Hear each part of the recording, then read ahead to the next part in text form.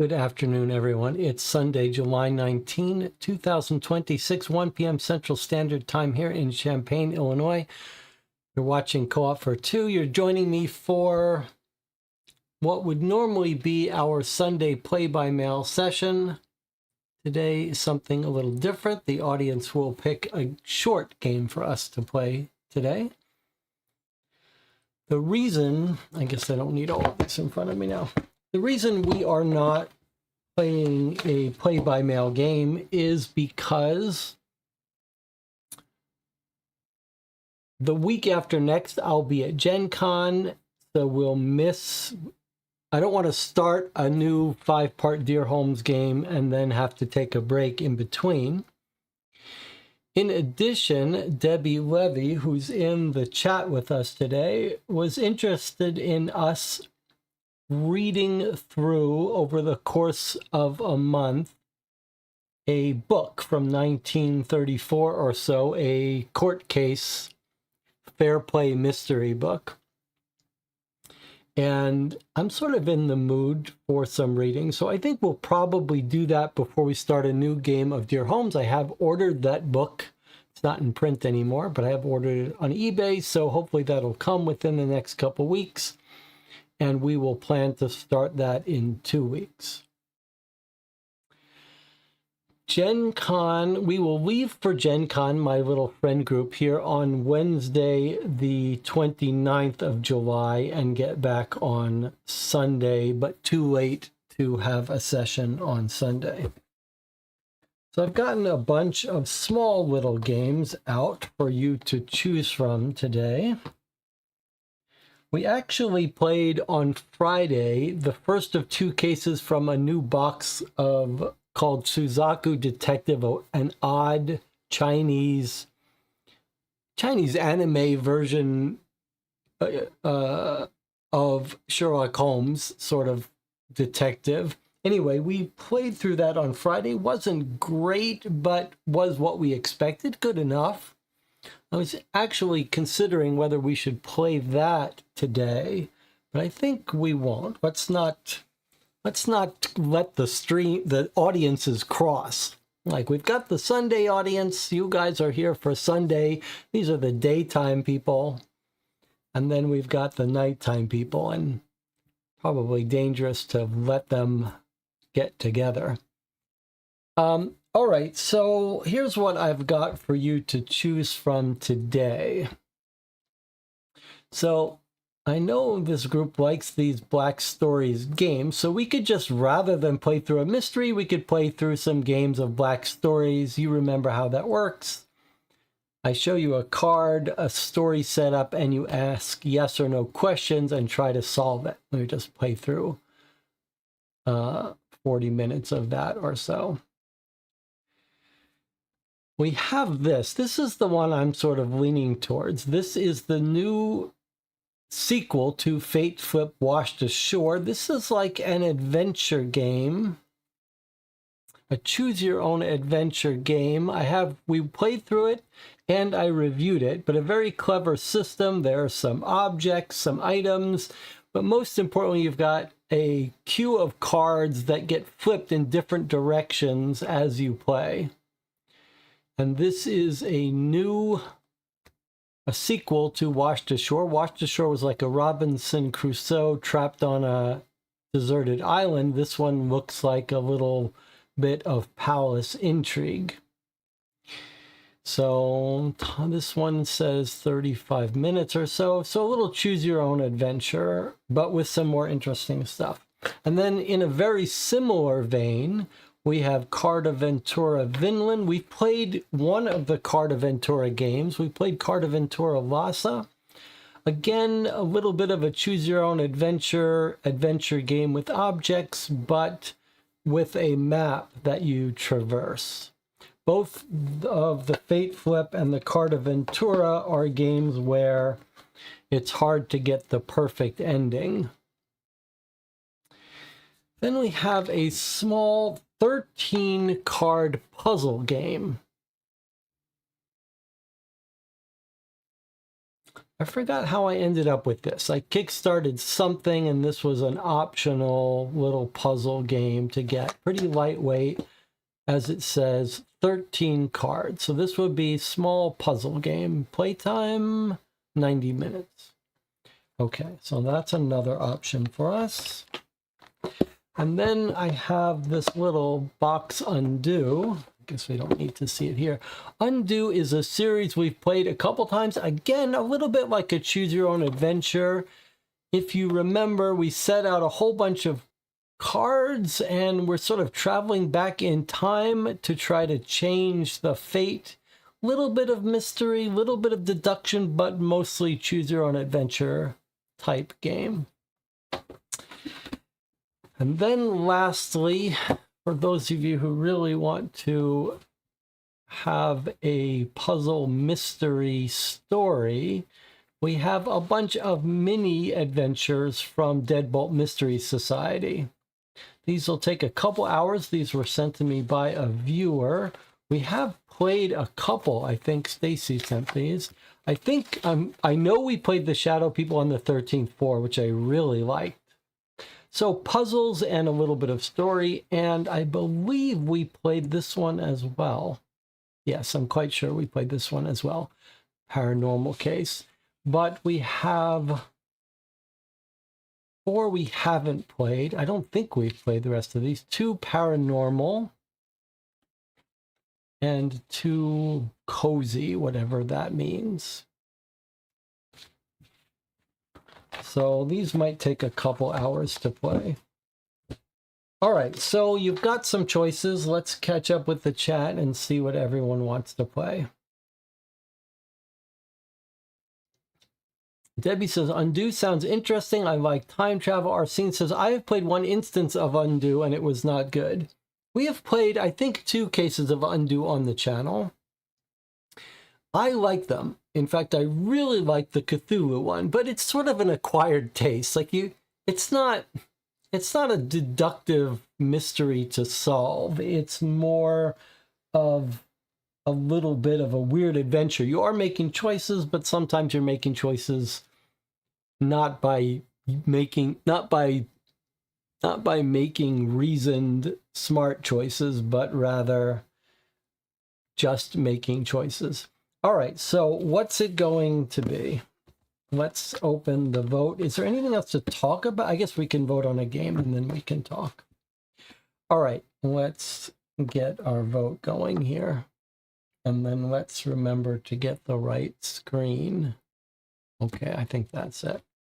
All right, so just type vote for what you want to vote for.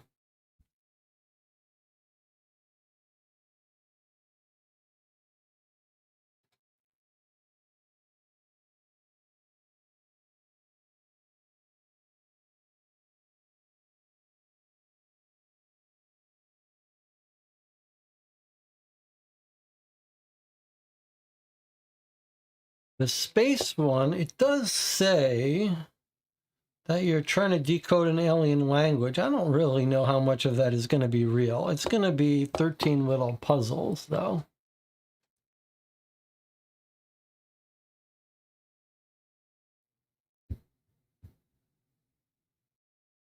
Wow, lots of interest in the space puzzles. Okay. All right. Looks like we might be playing some space puzzles. How am I? I'm doing great. No complaints. I'm looking forward to Gen Con. I'm working on New York Noir still. Designing little cat toys. I guess I can't show you. They don't have you. I'll show you at some point all my modular cat toys that the AI is helping me design.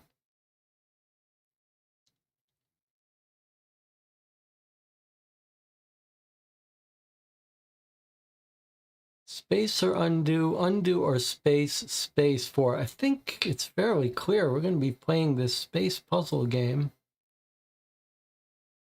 All right, we don't even need to anything but undo, says Arsene. Okay.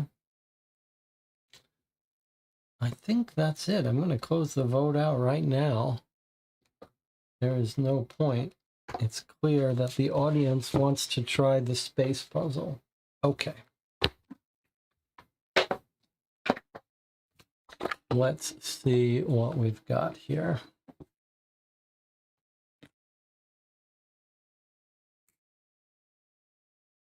Now, I'm a little... I know this was purchased as part... I believe it was purchased as part of backing the game by the Red Herring, the Joanne Smedley Cozy Killer People's games. I believe this is related to their stuff.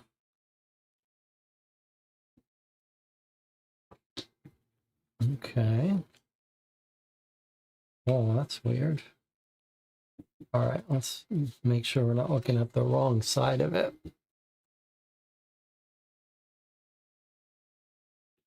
Hints and solution. Okay, I guess we don't want to open that.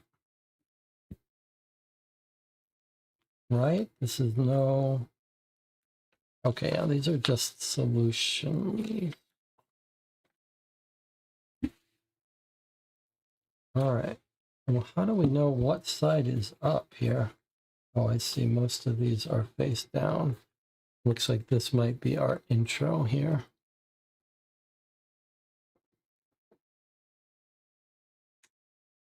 The year is 2438. The SS Kipper is currently lost, traveling through the Epsilon Quadrant in search of other colony ships that fled Earth after it was ravaged by the parasitic species, the Polytics.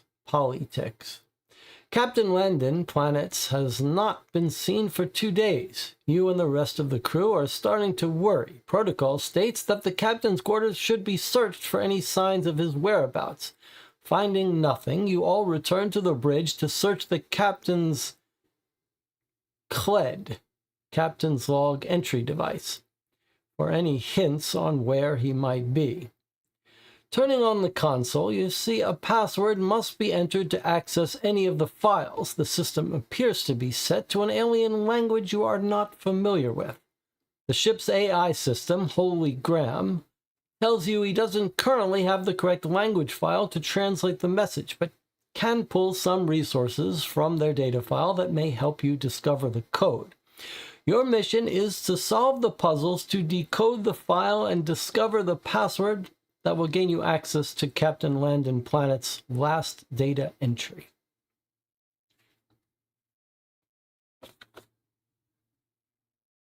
All right, so here's our first sign that we need the internet for this. Is there any mention of that here?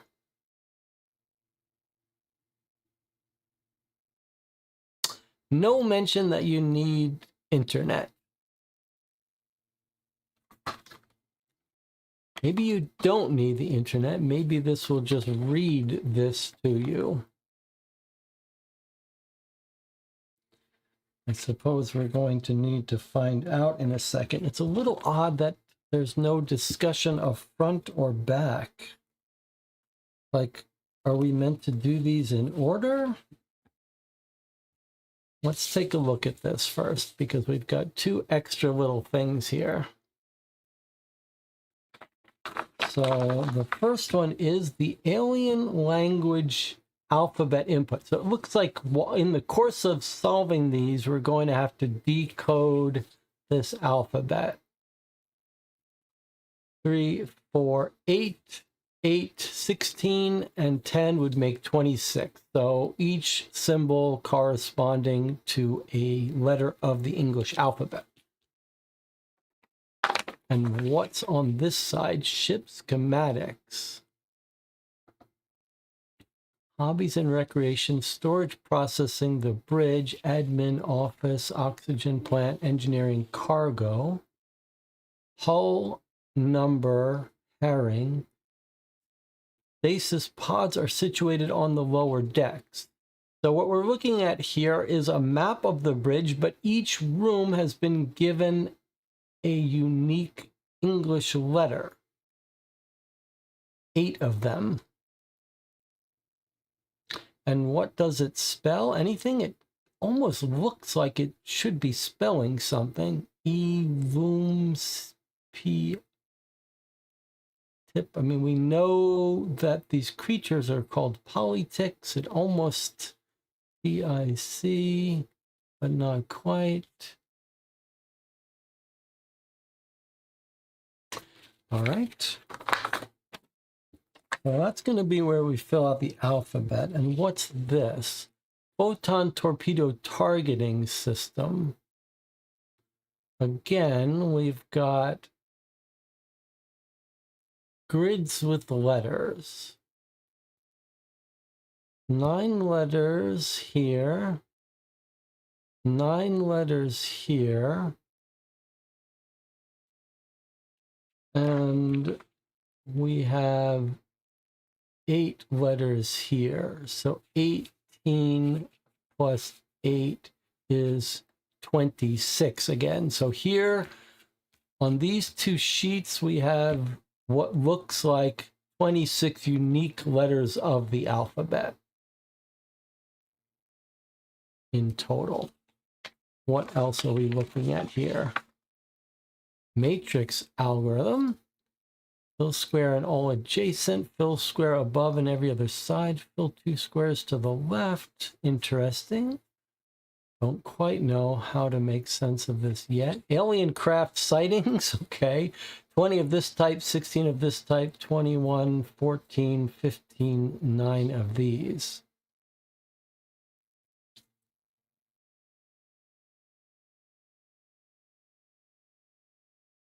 You might guess that these, since they're all under 26, could these spell out something? If you take the 20th letter of the alphabet, the 16th letter, 21, don't know, maybe a little bit premature for that.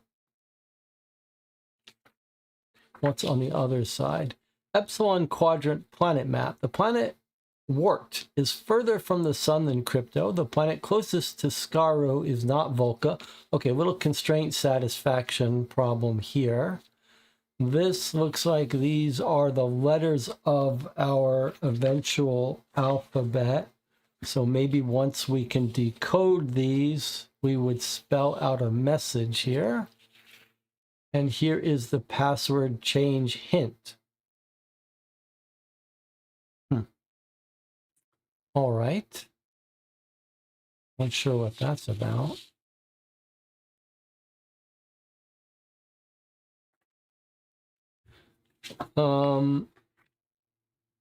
But what? The channel is saying they're not unique letters. I see 2 U's and 2 E's. Okay, so I just assumed because of the count that they would be unique, but you are absolutely right. They are not unique. There's an E, there's an E.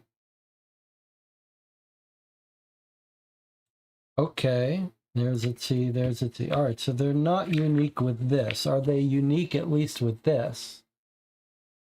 They seem to be unique here, at least, between the two. All right. So no instructions of how it wants us to move through these, but we do have a QR code. So let's see if we can't scan this QR code and see if we're going to learn anything from this.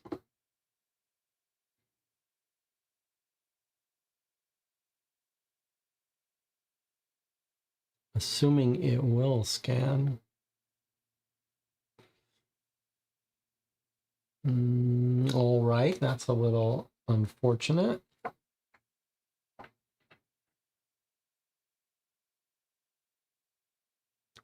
That's pretty bad design of a puzzle to have a QR code without any alternative URL or anything. Especially if it's odd enough that it's not scanning.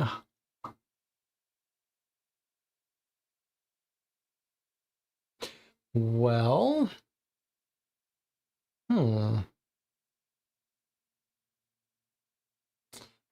we have a better way to do this?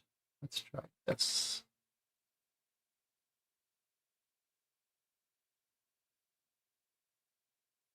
Well, what do they expect us to do here with this game? It's such a tiny little game in a box, 13 cards. You would think they have room there for a little bit of instruction.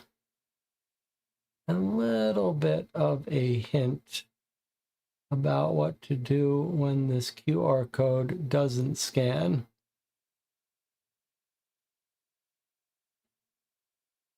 I mean, surely it does want us to scan this, right?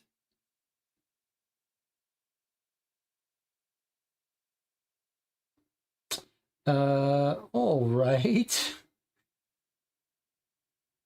Let's see. What is our backup system? We've got this app, and I don't think these apps are worse than just using the camera.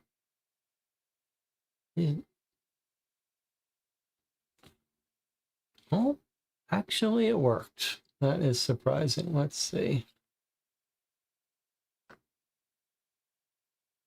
Here's a preview of your destination.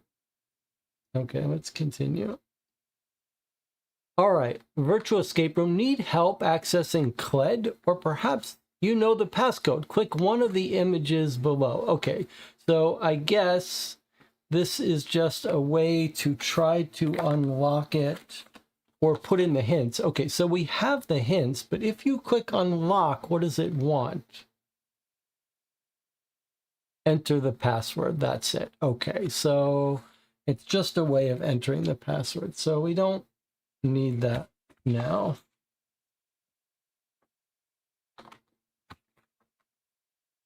Well,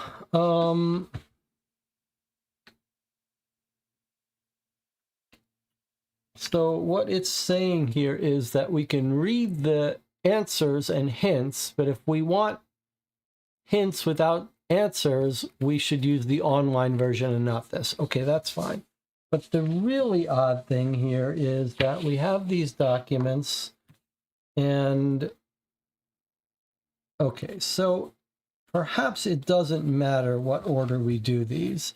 It looks like perhaps each of these is just the answer to one of the letters for the alien language. So they're probably all independent. We can tackle them in any order, except there clearly aren't 26 of them.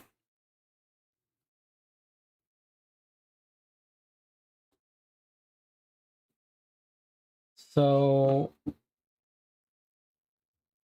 1, 2, 3, 4, 5, 6, 7, 8, 9, 10, 11, 12, 13. There's our 13 puzzles. Each one is going to tell us one letter of the alien alphabet. That will leave us with some blanks. I wonder if often, once you know enough, you can infer the rest, or it may be that this sheet or this sheet will let us fill in the rest. All right, so we could pick any of these to attack first. Let's just check in with the channel and see how everyone's doing. KCCCCCCC5682 says, by the way, this weekend we played Box 1 based off a recommendation from this channel. It was a great time, so thank you. Box 2 was not so good. I just rewatched, by the way, for maybe the 4th or 5th time, Gone Girl, which has Neil Patrick, I forget his name now, who was involved with Box 1, Neil Patrick Harris, who's in Gone Girl. Great movie. Okay, Dr. Casey got it to scan. It's just the URL for that.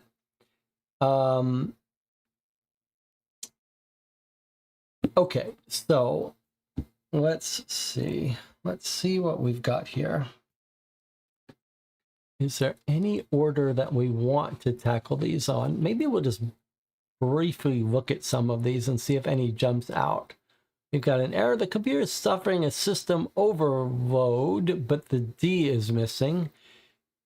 Immediately, the I is missing. The H is missing. The T is missing. So I wonder if it's just filling out the missing letters. Feels like this is going to be a game where it might be nice for us to have our overloads. But okay, since we've got a theory for this one, maybe we'll just grab it out and try it. Okay, so let's write down the missing letters here. This computer, missing a T, is suffering. Looks like we're missing an E.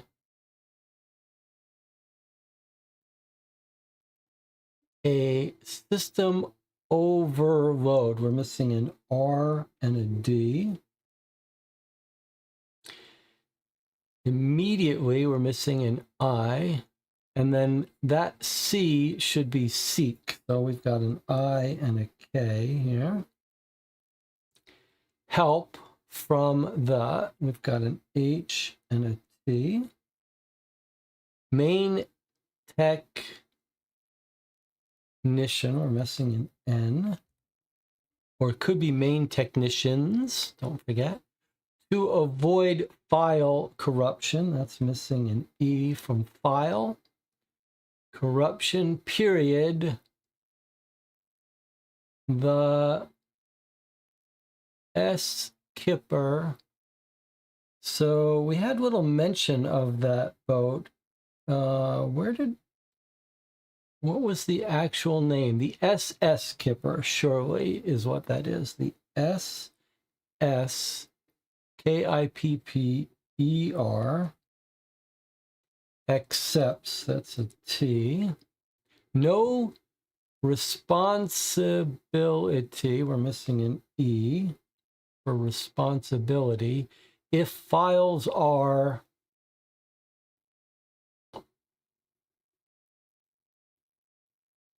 what is that word? Okay, let's take a look at what we've got here first. Something is missing here. 1, 2, 3, 4, 5, 6, 7, 8, 9, 10, 11, 12, 13, 14, 15. And here we've got 6, 11, 12, 13, 14, 15, and 3 more letters missing from this final thing. So if we spell this out, though, in these boxes, why is there a spatial arrangement here? Let's see. So TE, of course, if we miss one, if we missed something, it's going to mess everything up. But let's see. TERDI. Okay. The next line is HTNES. And we have E, E, E. And then we're missing 1 here and 3 here.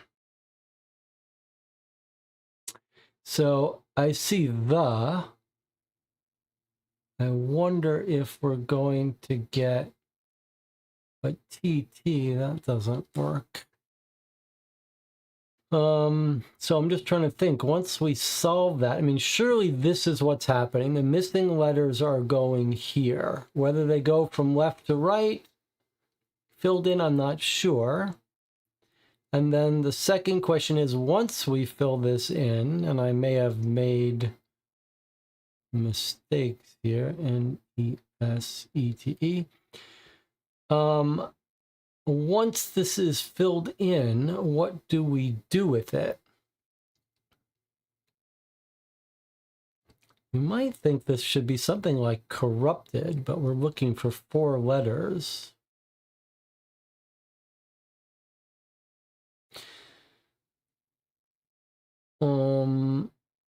But it is interesting to think, like, once this is filled out, do we read it down this way? T-H-E. What if this was... Doesn't really read this way, though, does it? T-R-N-E. That's not going to work. But we should also see if I've missed anything. Let's see if the chat thinks I've missed any letters. Overload. Where does the R come from? Just saw the comment. Edited. Deleted. That's an interesting... D-E-L-E-T-E. That's going to be it. Very well done. This is going to be missing a D, an E, an L, and then E-T-E. There's our missing 4. D-E-L-E. Okay.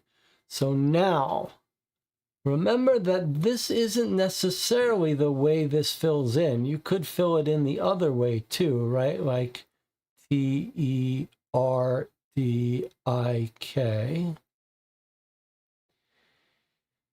If we look at this, which would be the natural way, what have we got? If we try to read it this way, we get Turdic, Hetness. That doesn't make sense. If we look at it this way, so here, let's pause for a second. Rather than try to make sense of this, rather than try to solve it, my favorite part about these games is stopping yourself from trying to solve it and just take a look at what possibilities and what options you are. What we think is going to happen is we're going to get an English letter as the solution to this puzzle. That's going to tell us what this symbol, what English letter this maps to. So the question is, how, when we fill this out, do we get an English letter? How is that going to happen? Well, one way might be if this spells out a letter somehow or some hint about the letter. And it is appealing to look at T-H-E, but if you do T-H-E, the E-E-T-T-L-E-R, the letter, that should be the letter. So we've done something wrong. But I think what it might be is the deleted. I think this is clever, actually. So this last word is deleted. And so the way I did it was I did D-E-L, D-E-L, E-T-E-D. But because I think this is going to spell the letter, I think what's happened is what we've got is a D, and then this is the E. So the next letter is L. And then we need an E because we've used up this E. D, E, L. So our second letter is L. And now we need our own E here. T-E-D. Okay, the letter N-E-E-D E-D-I-S-K.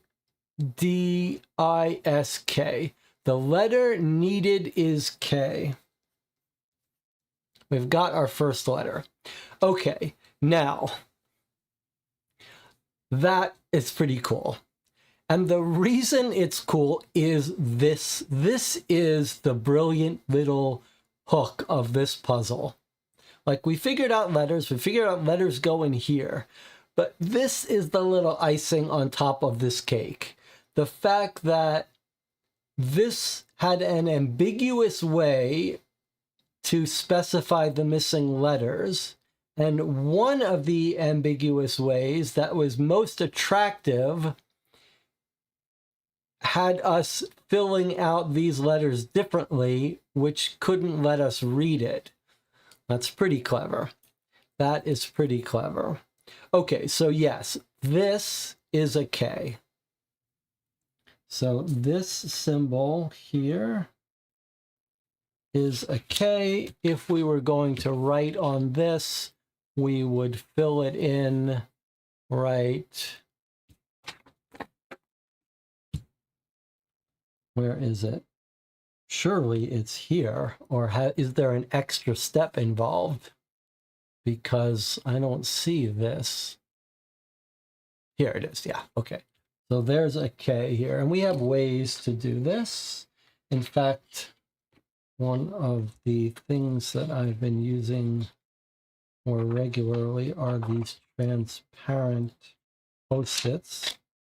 So we could actually do this and say that there is our K.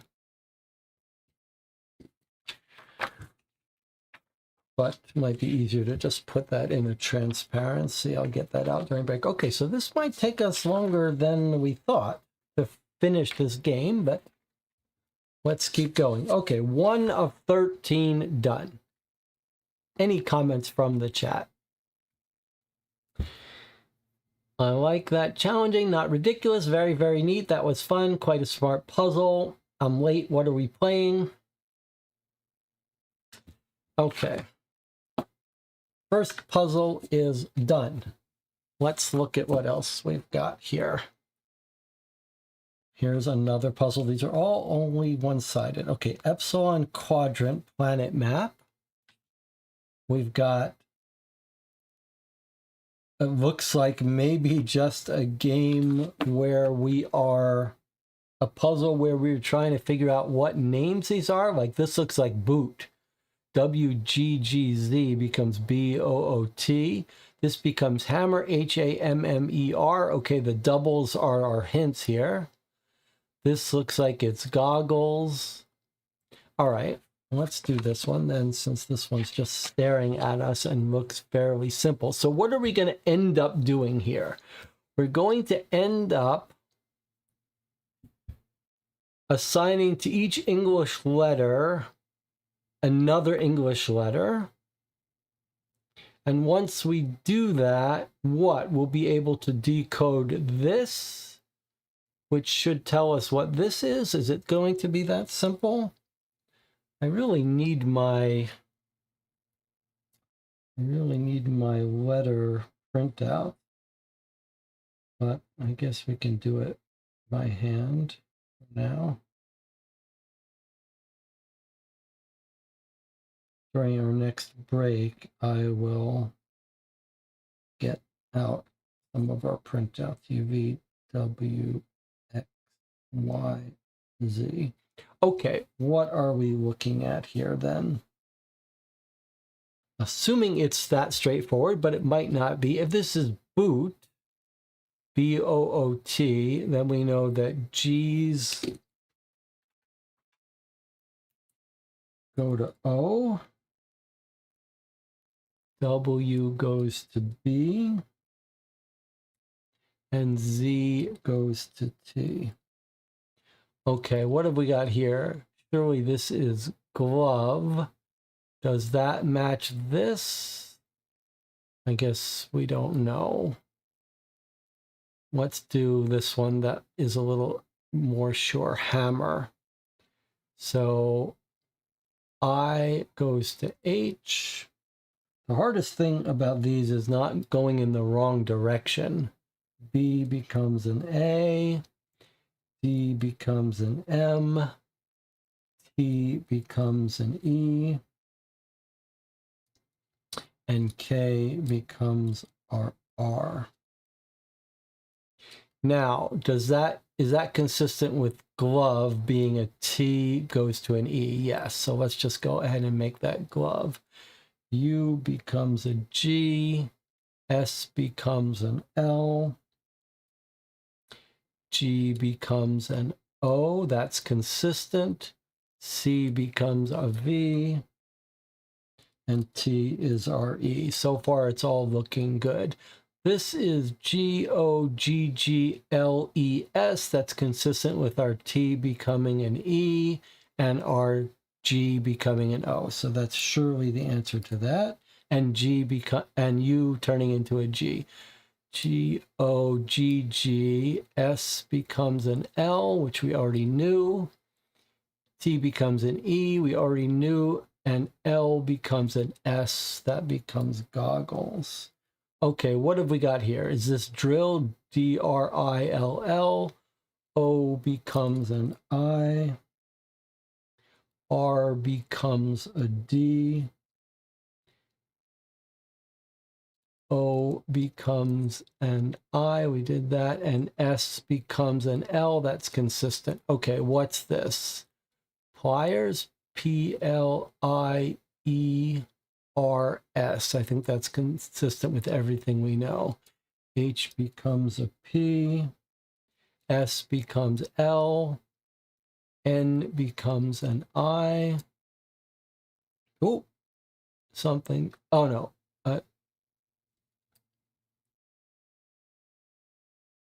What have I... H becomes P. S becomes L. N. I was going to say N is an I, but what have I done here?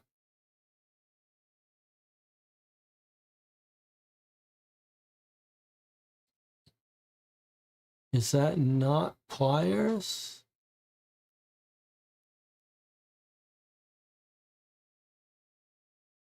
K is an R. I mean, this surely is P-L-E-R-S.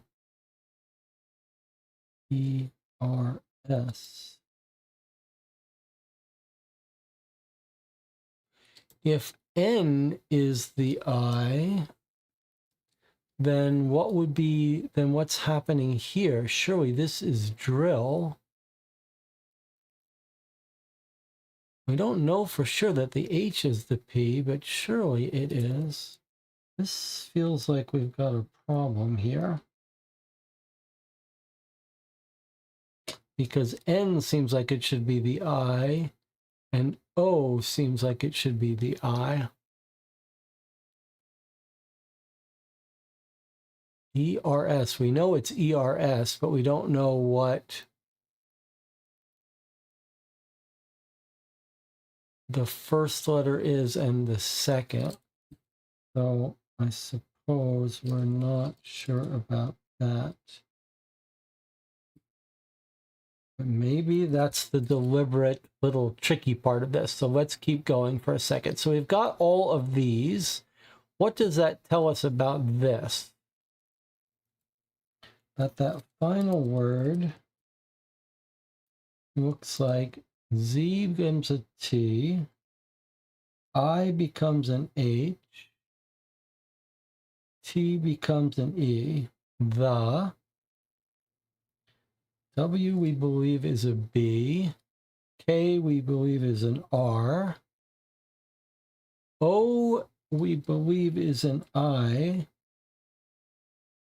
R is a D. U is a G, and then T is an E, the bridge. Okay, the bridge. So I think what we've got here is some little subtlety. This is a nice moment. I'm liking this game. Okay, so let's think about this for a second. Here's the old fun moment. We've got an inconsistency here. It seems to me like the N and the O should both be mapping to the I. But more interestingly is the question, what do we do with this, assuming we got the answer? How do we get a unique letter to match this? We've mapped these letters. We understand how to read these, except for this inconsistency, which seems like it might be the key.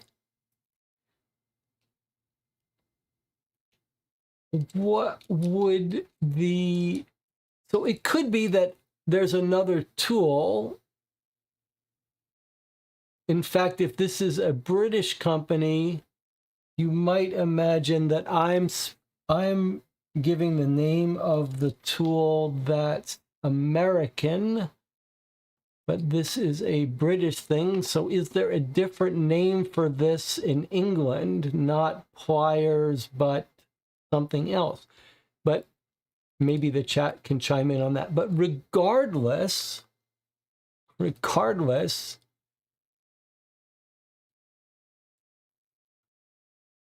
got a more interesting problem, which is, how do we get a letter for this? The bridge. So you might ask, what if could we have something similar in that the letters for each of these might mean something? Like there's hammer, there's glove, there's drill, there's goggles, and there's boot, and there's the bridge. That doesn't seem to spell anything. Could it be that we are what? What would we be doing? All right, let me see if anyone has a theory about this pliers drill issue. I'm English and we call them pliers. Try looking at the map. The only tool to be wary of with British English is a wrench, because that's called a spanner sometimes. What is the letter that corresponds to the bridge on the ship map? That's a pretty clever, I think that's probably a pretty good guess. So in other words, if the ship schematics tell us that the bridge is an I, and it does feel like that the trick to this puzzle is figure out enough of these so that you can do this. So solving this is the hard part. We get bridge, and so the theory is that the bridge is the letter I. I think that is going to be the answer here. So I think the answer to this puzzle is going to be I. Now, what's happened here? Do we have a theory for this? Is this a bug in the game? Let's, just for the fun of it, before we move on, ask ourselves, if we're right about the O being for drill, which I believe we are, then what else could this be? We've got, could it be a Y? Yes, because we don't have a Y. So I don't think you're supposed to spell pliers with a Y, but it would at least phonetically work as a Y. So I think maybe if I had to guess, I'd guess that this weird thing is being called a pliers. If I had to guess, maybe even a bug. Okay, but yes, it doesn't matter. We're done with this, and we better do a good job of keeping track of these so that we can find them. I guess we were filling this out, weren't we? Okay, let's go ahead and fill this out as we go.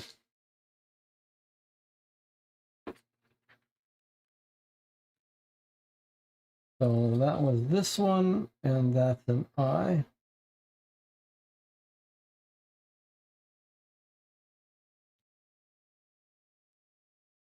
Okay, and let's put these aside. All right, let's see if we have time for one more before our break. Let's see if any jump out at us. I'm guessing it's a bug, but it is interesting that it resulted in 2 letters mapping to I, which is also what the bridge is mapped to. I completely agree. I think that there is something to that. That could almost be like a redundant solution to the puzzle. And I think that's an interesting idea. Okay, let's see what we got here. Epsilon quadrant planet map. That sounds like it's about this. The planet Wart is further from the sun than Crypto, and here we have the sun, identify Bongo, and here's Bongo. Okay, so this is surely a puzzle that goes with this.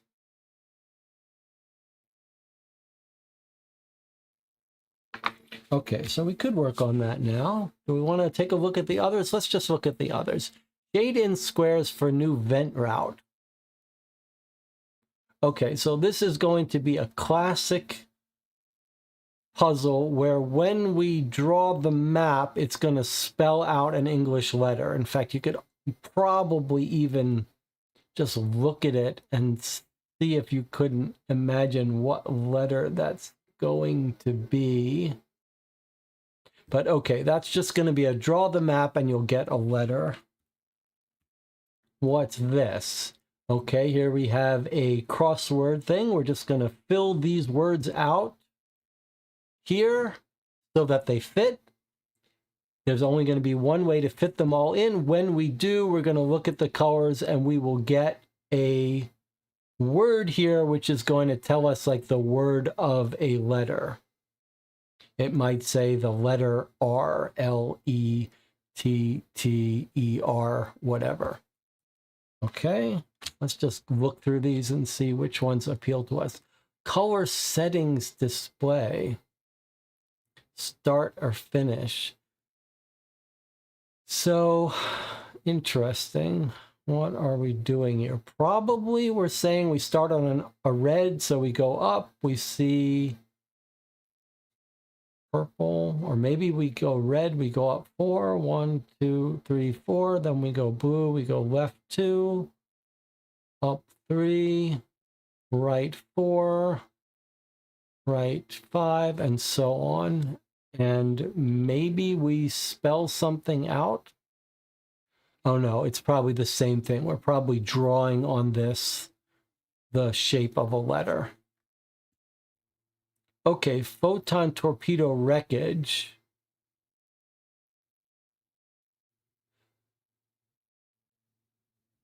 This looks like it wants us to cut these out and reassemble them.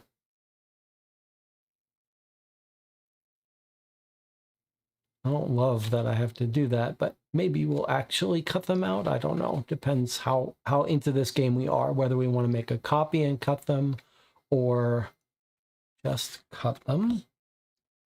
Alien craft images. Okay, surely this is this puzzle.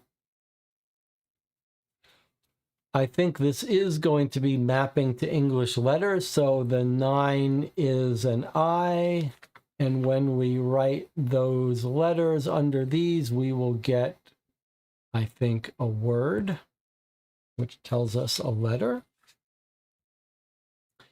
Decode matrix, this seems like it's this right here. Fill square and all adjacent. So we get to a triangle, we fill that square and all adjacent. Again, we're going to get a shape from this. All right, what have we got here? So we're going to look through all these, then we'll take a break, and then we'll come back and we'll do them. Numerical equation file corrupted. Okay, so what's the idea? We're going to answer these. And then what? Is it going to be one of these things where, yeah, you can see what's going to happen here. You know the old thing where you have a calculator and you do something and it's like 8008 and you turn it around and upside down, it reads like boob or whatever. So what we're going to have here is we're going to have numbers, and then look, notice this is the one card where the symbol is not upright. So we're going to put in these numbers, and then when we flip this upside down, these LED 8-segment numbers are going to read like words. Okay, what have we got here? These looks like these spatial things that I don't like. We've got wheels. It's the same wheel here as here. No, it's almost the same. N and R, I, G. Okay, so this looks like a little bit of a pattern recognition. I don't know pattern sequence. I don't know why these squares are all here, but it seems like maybe we're just meant to figure out what would be the natural sequence of letters around here, and letters around here, and letters around here. 1, 2, 3, 4, 5, 6, 7. 1, 2, 3, 4, 5, 6, 7. There's many more question marks than blanks here. 3, 7, 7, 7, 7. 7 missing letters on each wheel times 4. So how do we get a total of 5, 6, 7, 8, 9, 10, 11 letters here? That's an interesting problem. This is the first one so far that I'm not quite, it's not immediately obvious to me how we go from letters to this, but maybe once we figured them out, we would know. That's an interesting one. Okay, let's keep going. Incorrect password here. So I wonder if that's related to this.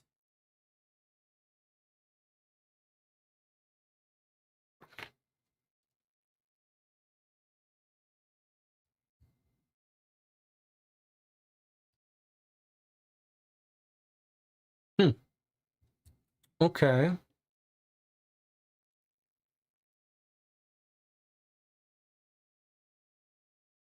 I'm not sure. I'm not sure about that one. And what have we got here?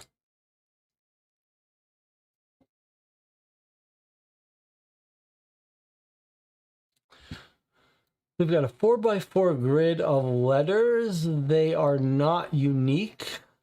They are in colors from orange, purple, green, and violet. And to the right, we have circles of that color. They look like circles with a little exclamation point, but I don't know how to make sense of that. Here we have 4x4, 16 letters, and what have we got here? 1, 2, 3, 4, 5. Here we've got 15.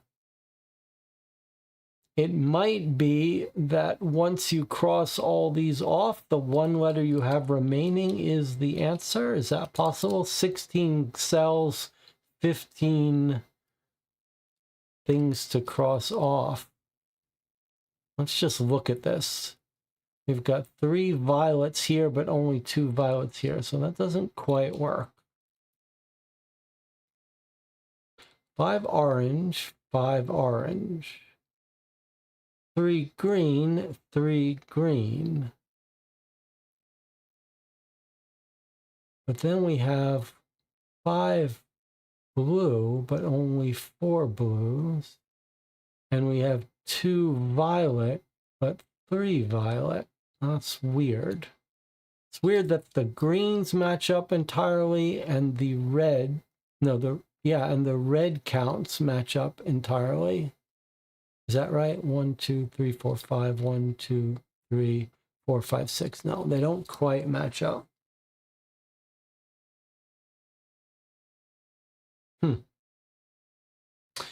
Well, it may just be that we're supposed to spell these in order, right? Like a red, then a blue, then a green, then a violet. So one of the reds, one of the blues, one of the greens, and one of the violets. There's probably only a couple of combinations that make valid English words.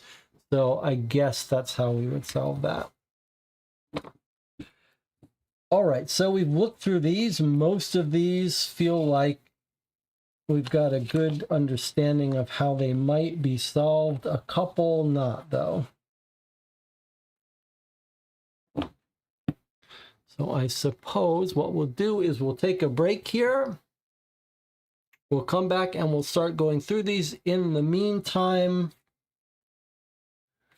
this is a cheap, small enough game that I might be inclined to just cut up the pieces that cut up. Otherwise, I'll scan them for us to write on.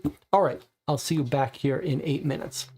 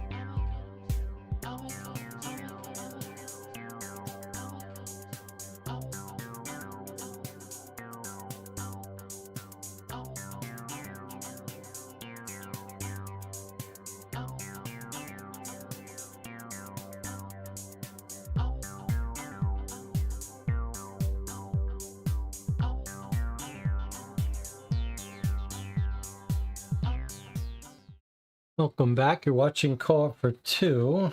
You're joining us for a puzzle game called Space System Error. 13 puzzles, and then I guess you could say the larger puzzle. We've figured out that the main task we have in front of us is, for each of these independent puzzles, is mapping a symbol to an English letter, an American alphabet letter. We've got 2 of them done, K and I. We will eventually be able to decode the entire alphabet. Rather than write on the material, I have, during the break, made scans and copies of our master alphabet language. There's our K and the I we've solved. We'll fill this in as we play. I've also made some copies of the puzzles that I think we're going to need to write on. We do have transparencies that we could also bring out. Okay, Debbie says, let's start with the easy ones first, like the crossword. Yeah, I mean, we should definitely leave the ones that we don't know how to do for last. Let's put those aside, the ones that we don't have any idea how to do yet, or don't have a good idea. And let's see, that leaves us with these, which all feel like we know. Actually, I don't know this one. This one is constraint satisfaction. We probably know that one. This one we might know. This one we might know. Okay, the wheels we don't know. So I would say you think this is the easiest one? Okay. Well, this is not, I wouldn't call this the easiest one, but we have a good theory about how to do this. All right, so we can write directly on this. We could also use our transparencies, but let's go ahead and tuck this up for us to play on.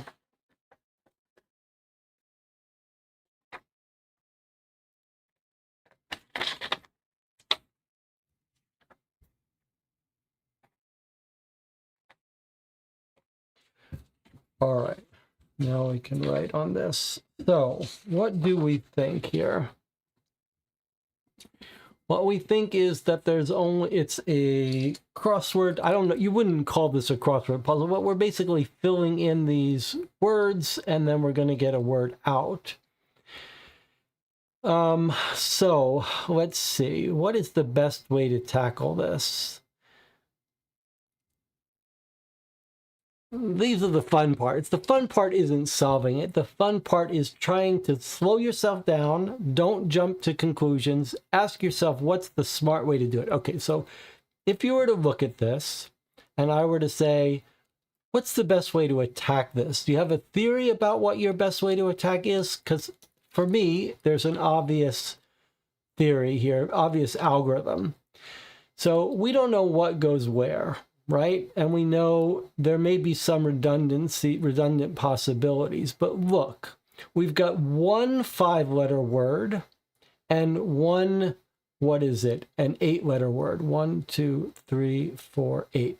One 5-letter, one 8, and then 3 6-letter words and 2 7-letter words. So these have multiple places they can go. But comet and asteroid can only go one place each, assuming that there's only one for each. So maybe that would be the first thing you'd do. You'd say 1, 2, 3, 4, 5, 6, 7. 7 words, how many do we have? 1, 2, 3, 4, 5, 6, 7. So you have 7 slots for 7 letters. They all go in one place. We've got one 5-letter word. Where is it? It's here. There's only one way it can go, unless it can go upside down, but comet has to go here. There's no other 5-letter space. That would put a T here, but we'll worry about that later. And then we have our 8-letter word. Where is that? It's here. So asteroid must go here.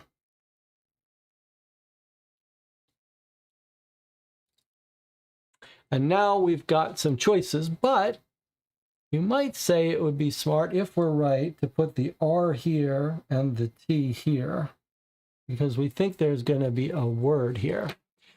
Alternatively, though, it could be comet with the C at the bottom. We don't know. And let's just do it this way for now. And then we've got a couple colors that look very similar. Like, what's this here? What's going on here? Have I miscolored this? Is this T? Maybe it's easier to see it on the original. Pink is pink is pink. Okay, so I think I did that comment wrong. I think this T is actually here. I think that's a T here, right? And the R I've gotten right. Orange for asteroid. Okay.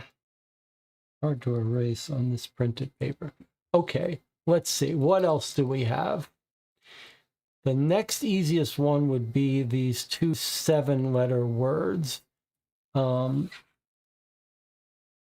However, some of them cross here. So let's see. 1, 2, 3, 4, 5, 6, 7. Here's one of them. And 1, 2, 3, 4, 5, 6, 7. Okay, here's one and here's one. Okay, so let's see. Eclipse ends in E, so eclipse could go here. What about the other one? Gravity, Gravity. Okay, so there's only really one way to do these. That's eclipse here and gravity here, which now confirms for us that we are going in the right direction, left to right, top to bottom. Then this becomes an E, and our asteroid was already done. We gained nothing from that. All right, now we've got 3 5-letter words.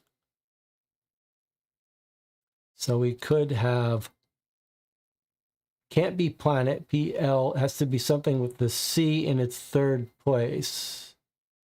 Okay, so we have a problem. Oh, rocket. It must be rocket here. R-O-C-K-E-T. That makes this an E.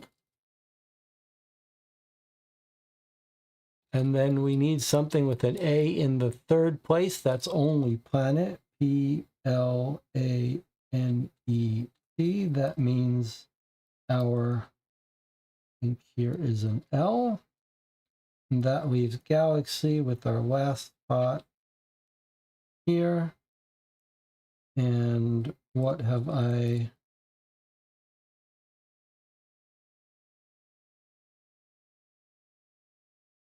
I guess this is a T. So there we have letter. What's this? That's our L. That's the one I messed up with. But letter L. This letter is this letter. This is this. So the answer to this puzzle is letter L. And we now know that this symbol is an L. And maybe we'll go ahead and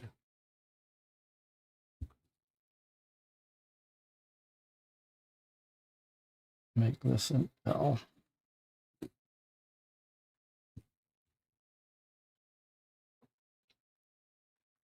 Okay, easy enough.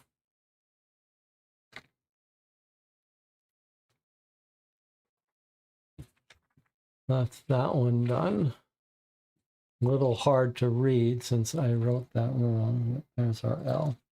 All right, what's next for us? How about this one? Seems pretty easy.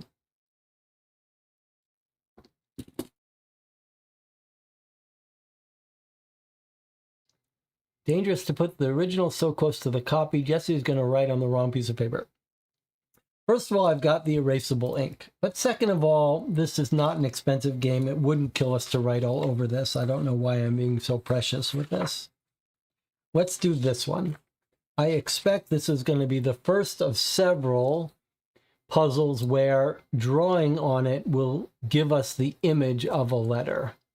Okay, so let's just do this maze here. You can see that it has to go like this, because that's a dead end, that's a dead end, which means we have to go down here. We can't very well go to the right. We have to go down here, which means we have to go here, which means we have to go here. If we go this way, we get stuck, so we must go down this way. Same thing here. We must go here. It looks like if we come up here, we can go right to the out.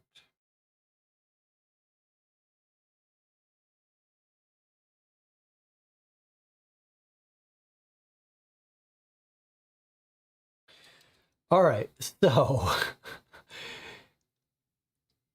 this is actually a nice moment because we've drawn this, and what are we looking at? How is this an answer? It says shade in squares. Okay, so if we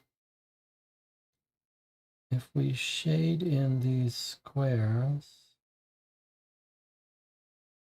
I mean, I have a hard time seeing how this is going to get us the shape of a letter, but surely it is.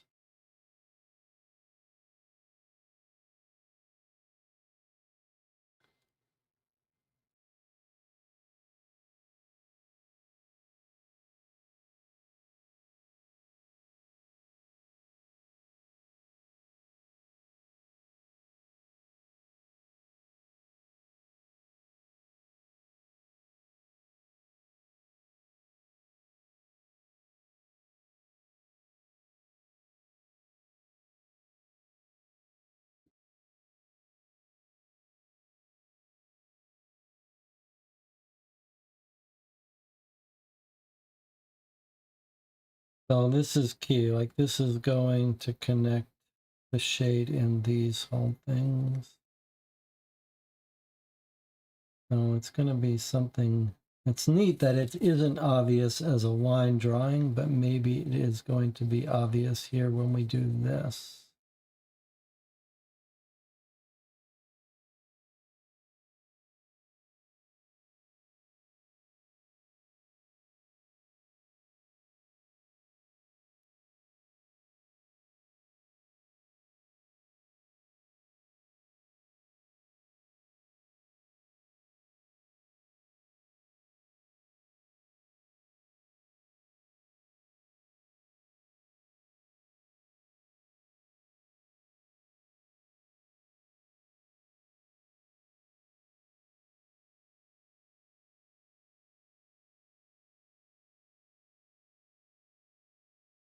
So what have we got here?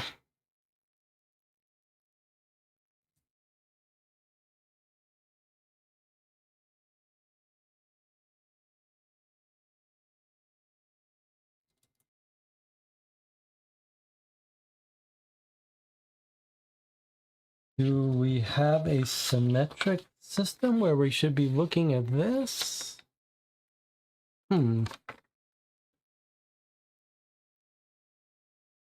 Is it that we need our lookup to map? We still don't know how to use this information.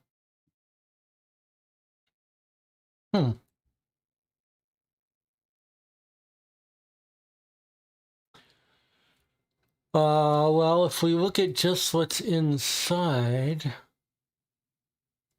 what do we think? I mean, it has to be giving us a letter somehow.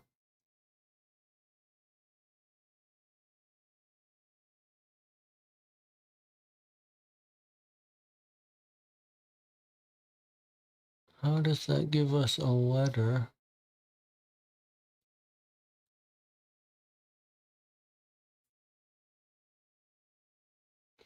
Any theories? What am I missing?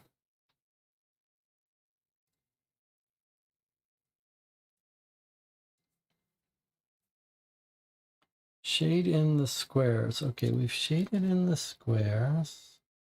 We've clearly got some kind of pattern.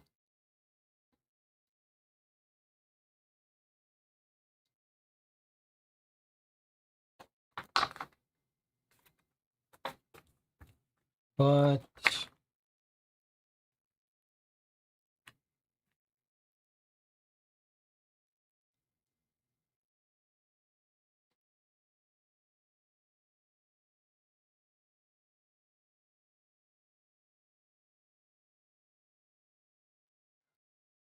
I don't see anything in the empty space. We're looking for a letter.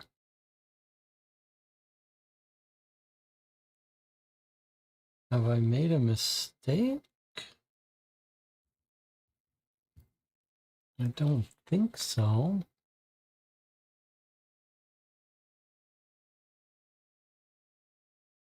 I don't think I made a mistake. It's just a simple route around.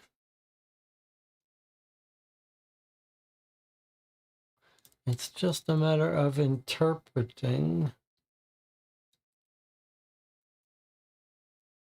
So let's think of our possibilities. We're either not seeing that this is meant to be a letter of some sort, for example, by reflecting it since it's symmetric, or this is a shape and we're meant to use it with one of our other documents. For example, is it possible that this is like the symbol, if this was the symbol for oxygen, for example, and not a letter, then we could look up oxygen. So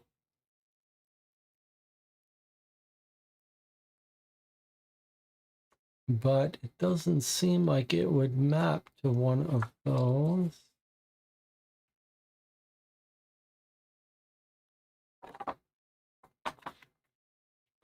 And these puzzles don't seem to interact. Does it map to this somehow?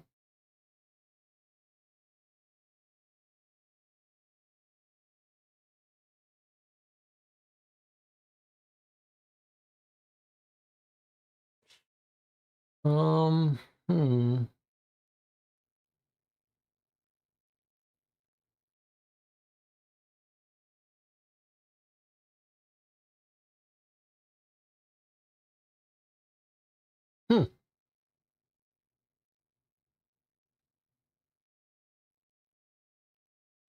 Well,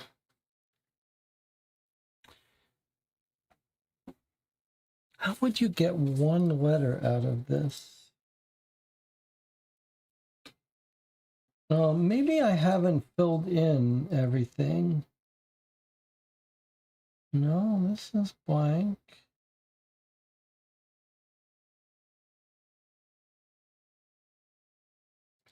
If we filled in the rest of it, would we get anything? No. All right, well, let's call this one unfinished and put it aside. When we get stuck, let's move along. It is interesting, though.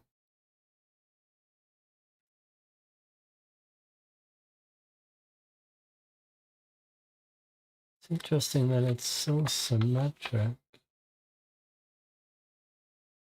That almost looks like a 25. If we fold it, it looks like a 25, but I don't know how we're gonna, what we would do with that. Surely that's not the right answer.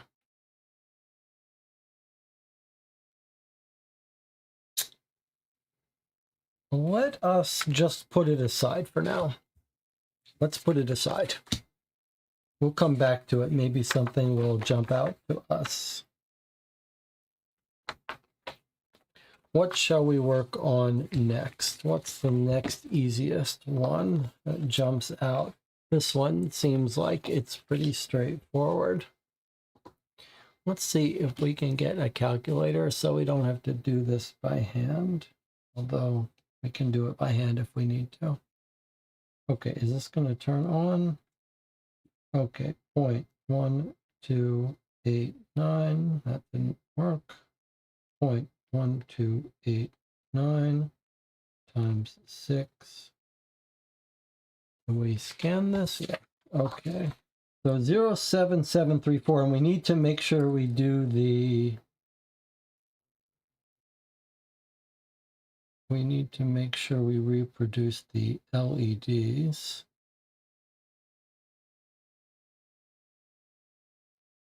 4. You can see what that's going to be when we, whoops, you can see what that's going to be when we turn it upside down, right? Hello. All right, and now we've got this one, which is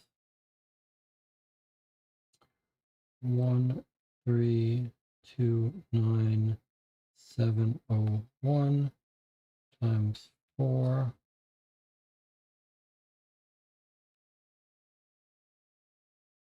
5 3 1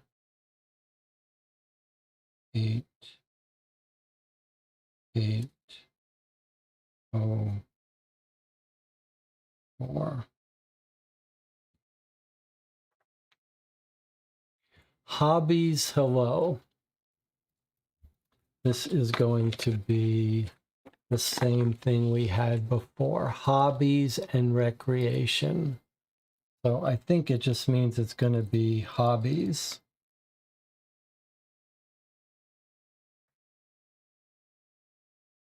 I think we're just going to get an E for this one.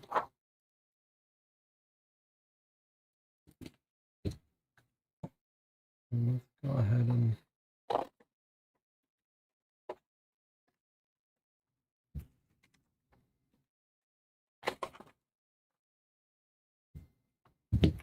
okay, hobbies, hello, which means hobbies and recreation, which is our E.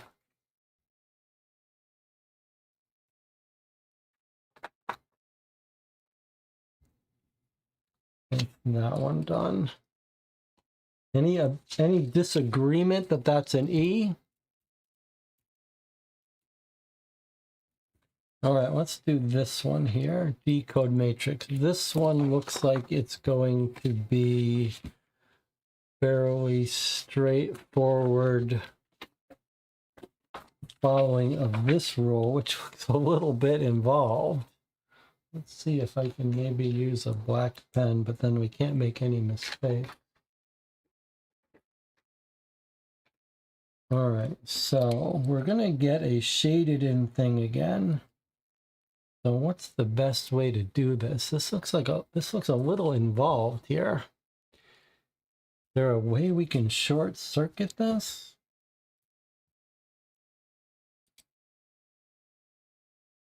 Squares, it says, let's do all the squares. Fill the 2 squares to the left. So every time we see a square, we want the 2 squares to the left.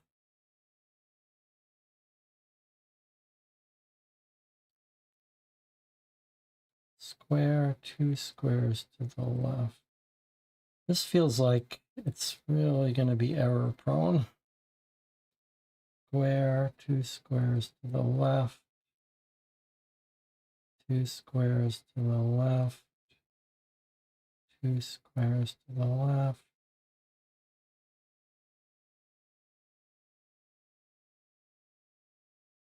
2 squares to the left. 2 squares to the left.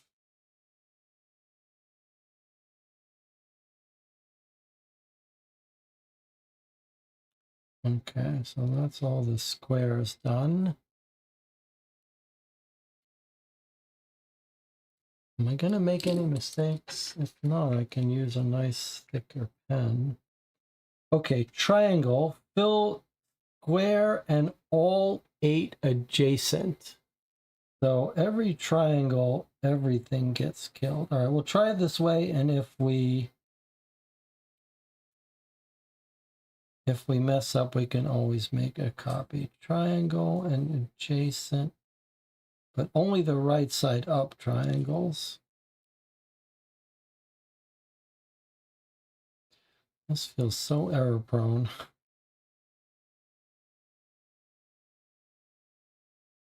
And this triangle. This is really, I would not call this my favorite kind of puzzle just because it feels like so much could go wrong here.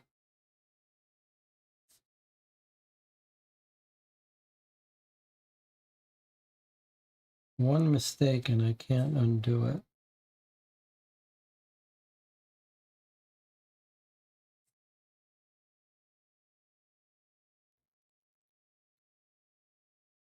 We need more right side up triangles. There's one. Here's one. Here's one.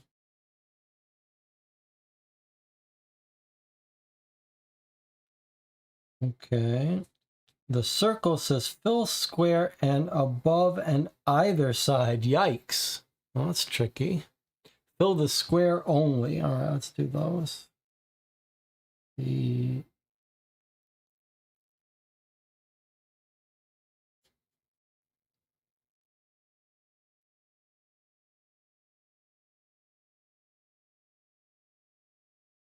What was the square? Fill the two squares to the left. I did those.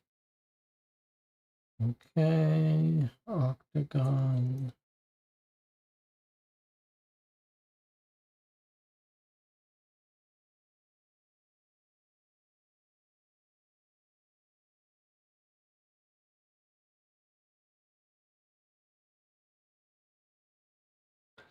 A little hard for me to see without my glasses. I'll get my glasses in a second. Okay, is that all our octagons?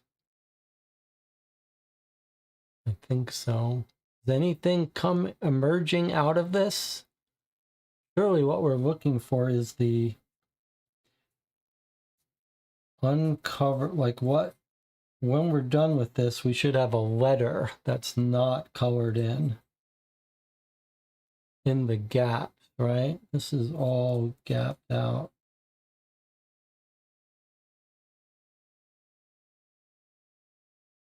These are all covered up.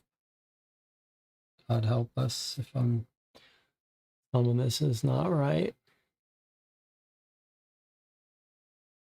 The heart fills square and one right. Heart and to the right. Okay. Where do we have hearts? Anywhere? Heart and to the right.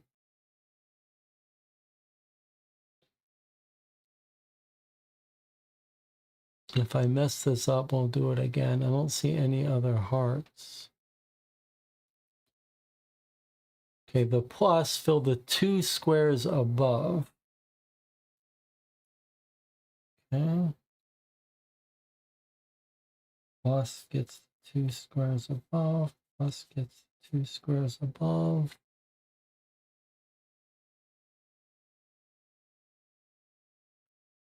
Two squares above.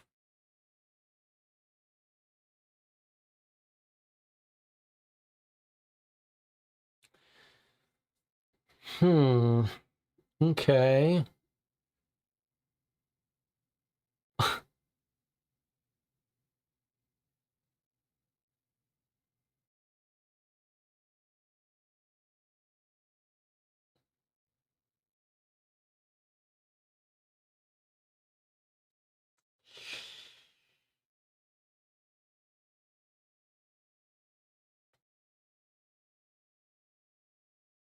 I kind of wish I hadn't drawn on this now, but what are we looking at? Maybe we do want to just look for the colored stuff. This is looking kind of ugly though. Fill the square and above and either side. I don't know if that means both sides or one side.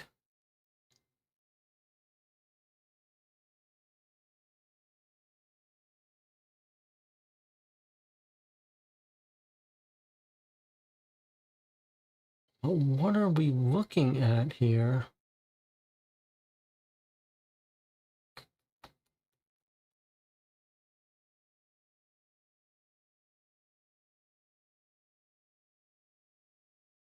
You think either side means both sides, huh? Let me just cut this out here. I'm having a hard time visualizing what we're going to have here, though. Like, should we be looking for the colored in stuff? It almost looks like a Z to me. I think this might be a Z, but then what's all this?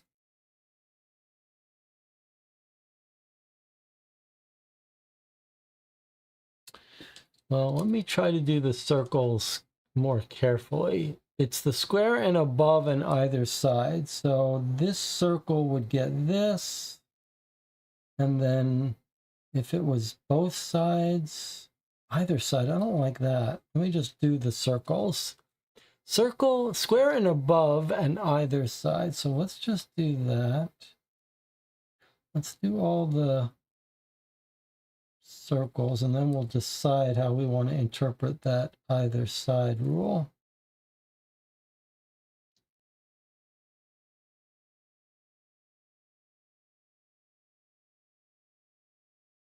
Circle and above, circle and above, circle and above, circle and above. Okay, so we've got all our circles and above. Now what the hell are we going to do with this?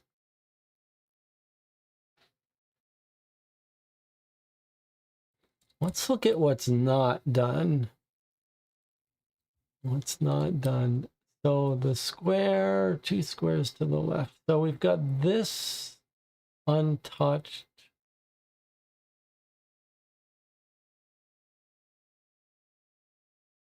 Got this untouched.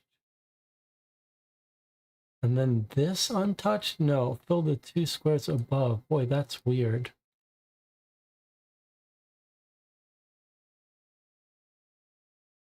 It almost feels like, though, now what we should do, I feel like maybe the thing to do now, everyone seems to agree it's both. I think the thing to do now might be to identify what's not colored in.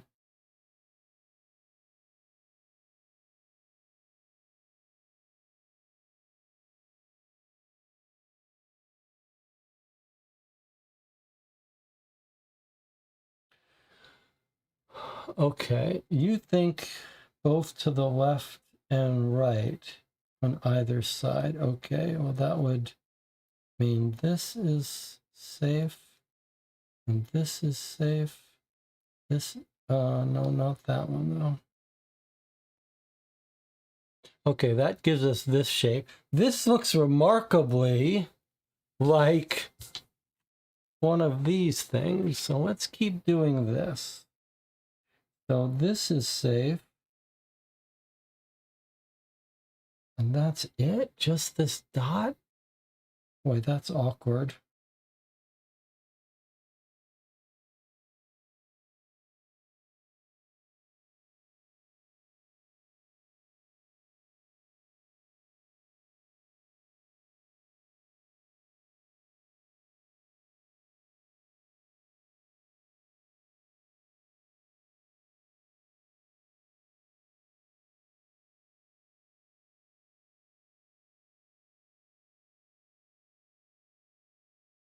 Probably not that one.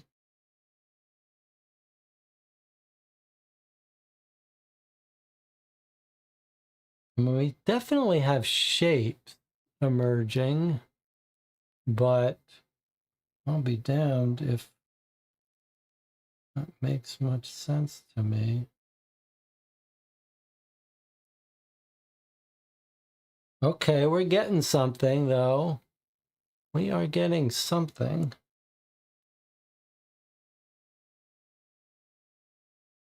Circle and above. Okay.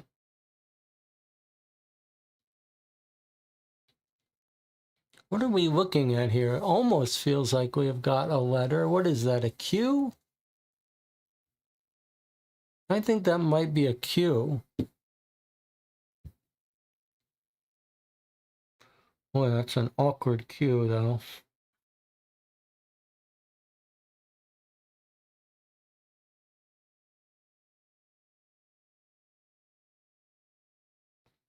I mean, it's clearly the shape of something. Can we agree on that?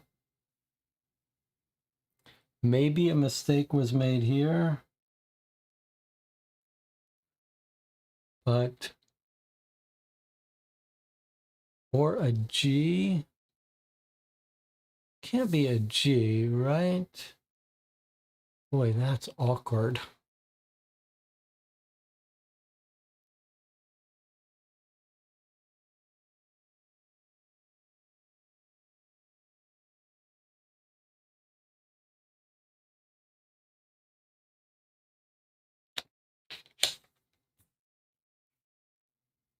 I mean, it feels like we've got the right idea.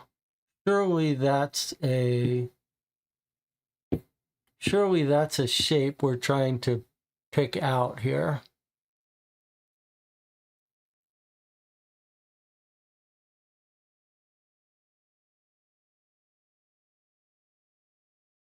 But that is awfully awkward.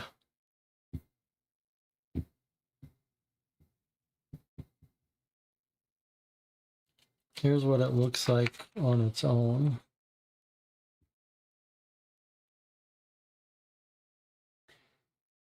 I guess it's a Q.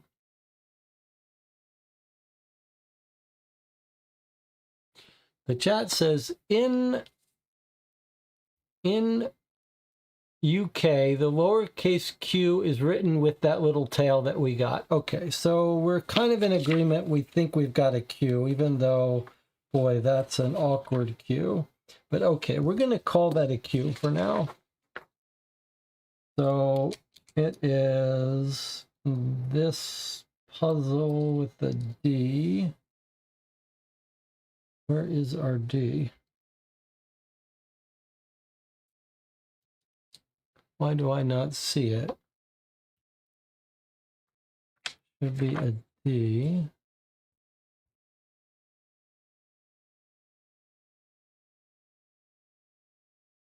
What's happening here?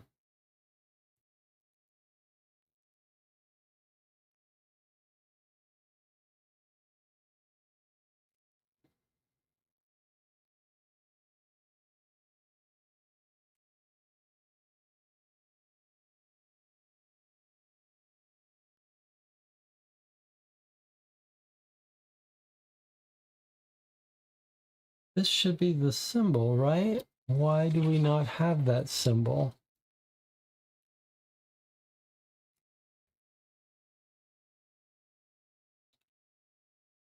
What am I missing?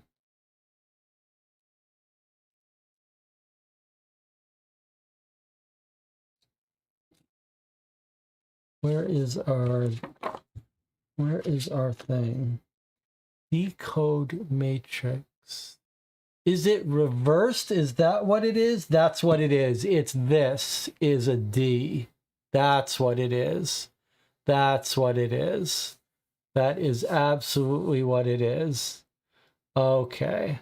So what we've got is we're looking for this shape, which is here, and it's a D. That's cute.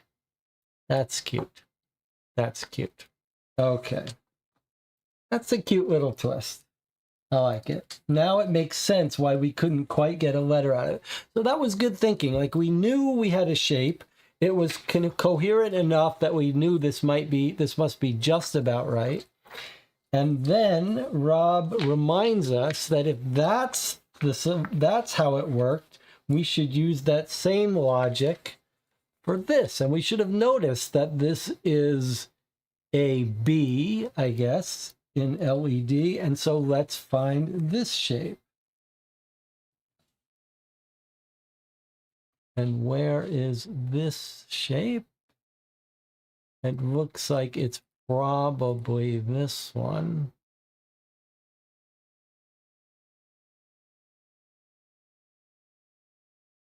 Don't you think it's this one here? So this is going to be a B. Maybe we'll put little asterisks when we reverse code them. Okay, cute. That's pretty cute. And that's why we put this aside when we don't quite know how to do it. Okay, so I don't know why is there anything I haven't paid attention to? Fifth symbol from the center column, 1, 2, 3, 4, 5. Yeah, we're in agreement with that.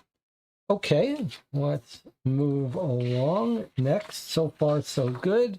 I think maybe this one seems like the easiest next one. I think if we look at this, we have 1, 2, 3, 4, 5, 6, 6 alien craft that we can see. And if we look at this, what have we got? We've got 20, and then we've got 16 here, 20 here, and then we've got this one here with its little thing sticking up. That's 21. And here we've got none and no shadow line here. That's a 15. And here we've got none but a shadow line. That's a 14. And I think if we get these numbers and we map these to letters, which we can do with something like this, what have we got? 20 is a T, 14 is an N, 16 is a P, 21 is a U, 20 is another T, and 15 is an O. Okay, now that doesn't immediately jump out as spelling something, but it kind of is the right number of letters to spell an English word. But what would we even be looking for here? And is this some sort of clue? I think this is just telling us that A is 1, B is 2. It's telling us that this is the right thing to do. So, oops. So let's see. How do we make this make sense? Have I made any mistakes? I guess that would be the first thing to look at. Yes, this is not a 20, is it? It has no pier at the top. It's actually a 9.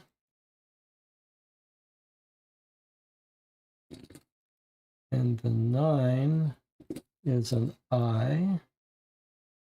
Okay, any other mistakes? 16. That is surely the 15. That is the 20. So INPUTO, input O. So the answer is input O, which is going to be the letter O, unless there's some further translation. So that symbol here is our O,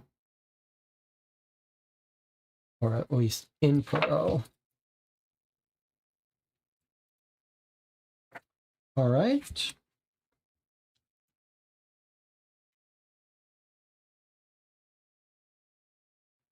Done with that one.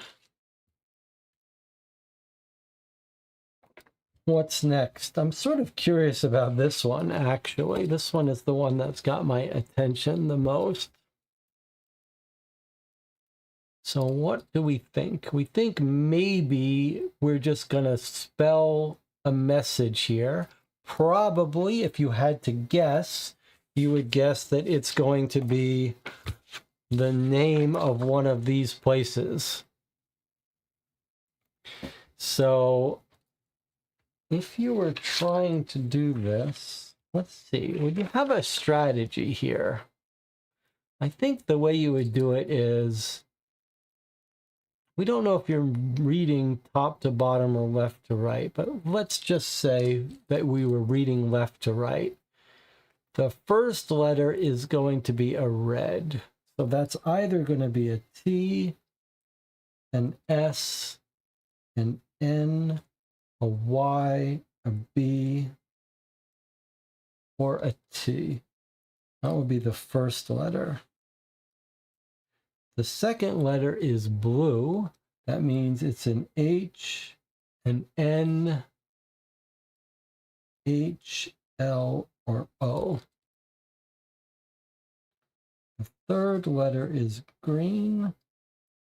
That makes it an E, an A, or a D. The fourth letter is violet. That makes it an S or an M. And then the fifth letter is red again, TSNYBT. Okay, so the question would be, can we... Someone is telling me to check something.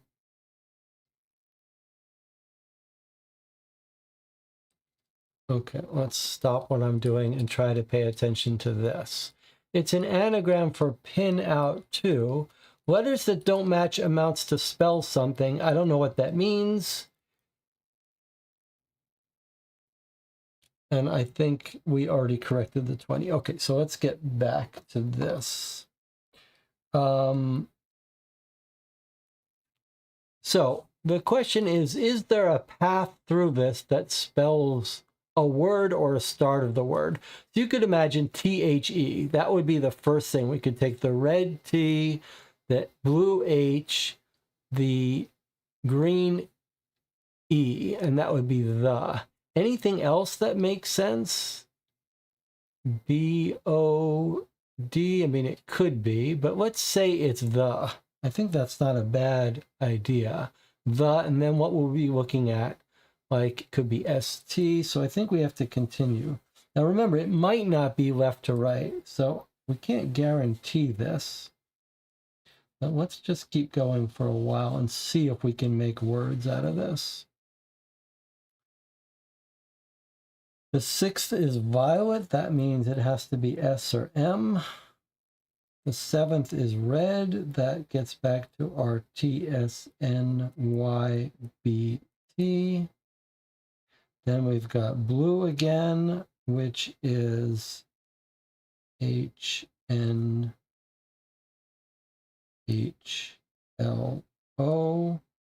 Then we've got blue again, HNHLO.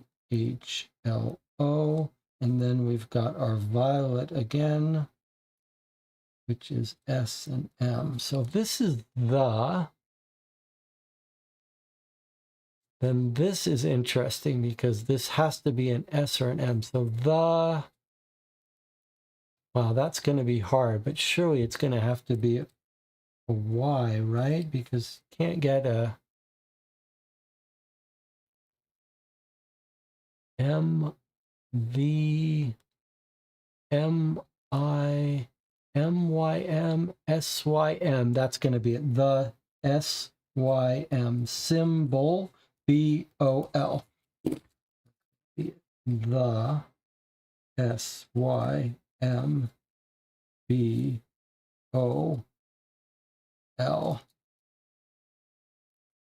That's my guess that that's what we're going to look at here.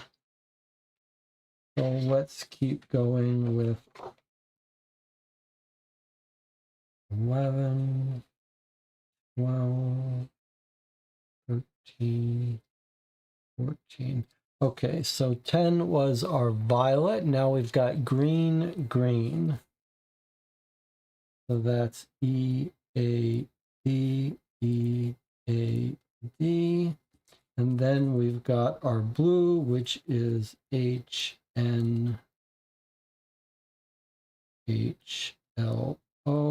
And then we've got red, two reds.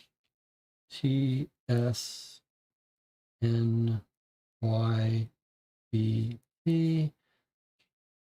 T-S-N-Y-B-T.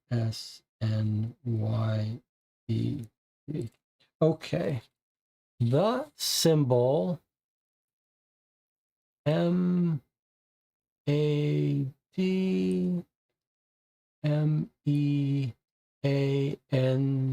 The symbol means this. Okay, so I think what we're looking at is M-E-A-N-S, and then we're going to have one of these letters. And I think the way we get that letter is by process of elimination from the reds. We've got a Y, so I think that means it can't be the Y. And we've got a B, it can't mean the B. And we've got an S, it can't mean the S. and we had a T. It can't be the T.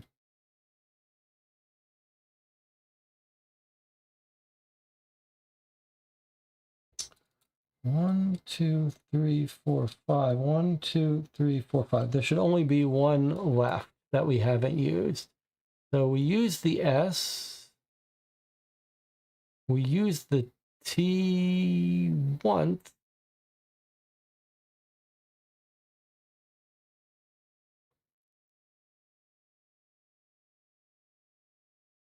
Let me just identify the reds. There's a red, there's a red, there's a red.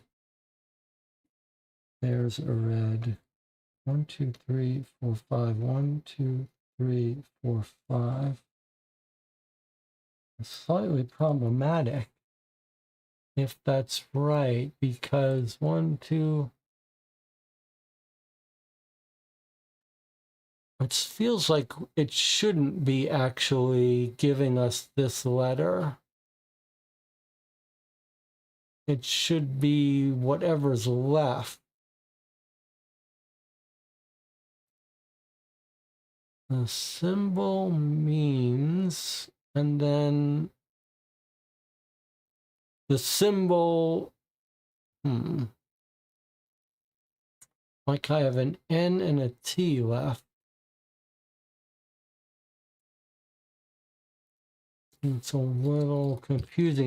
It would make more sense if like we finished this phrase having used up all the letters with one remaining.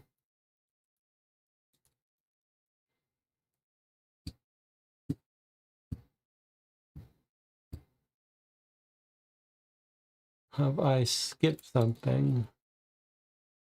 No, there's 15, and there's our 15 columns. Is T already used? But there's 2 T's, so I don't feel great about getting rid of the T.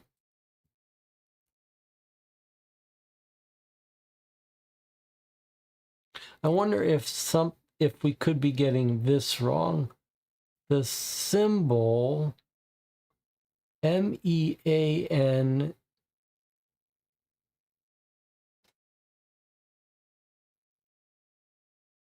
means this, or the symbol meant, or the simple meaning mean.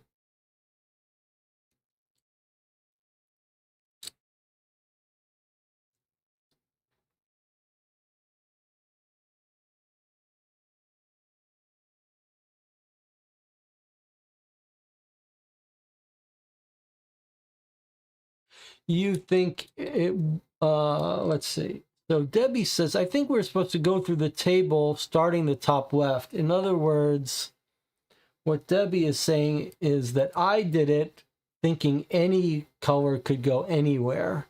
But Debbie says the way we were supposed to do it is take them in order. Well, that's not right. You can't be right about that, because I took the Y as the second one. Oh, unless you think we go down. Let's see, we took the T, then we took the Y, then we took the B. So no, we did not pick off the reds in order this way. We picked them off randomly. But I suppose you could say that we've got an extra T because they both got used up. So, I mean, if you had to guess, it would be an N. I don't love it, though. Arsene, not Debbie. Sorry, Arsene, not Debbie.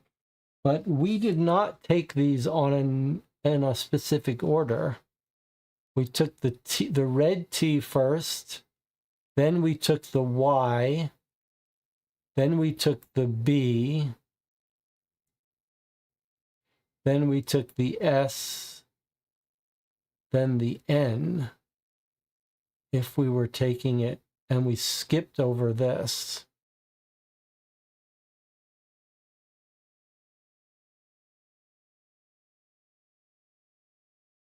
But maybe once we took a T, we took both T's. That's pretty weird. Okay, the squares are connected by colors. That doesn't make any sense to me, so I'm going to ignore that. I think this is probably an N, but we'll put an asterisk near it.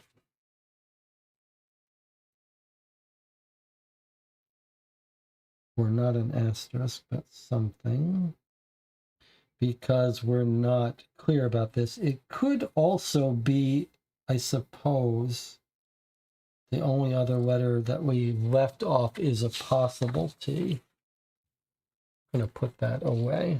If you think you can explain what you're talking about, then maybe I'll try to make sense of it later if we need it, but I'm not. Okay, it looks like there's some agreement that there's sense. You go right, right, down, left, etc. Yes, each letter connects to the next if you draw a line between them. It's N connecting to the S.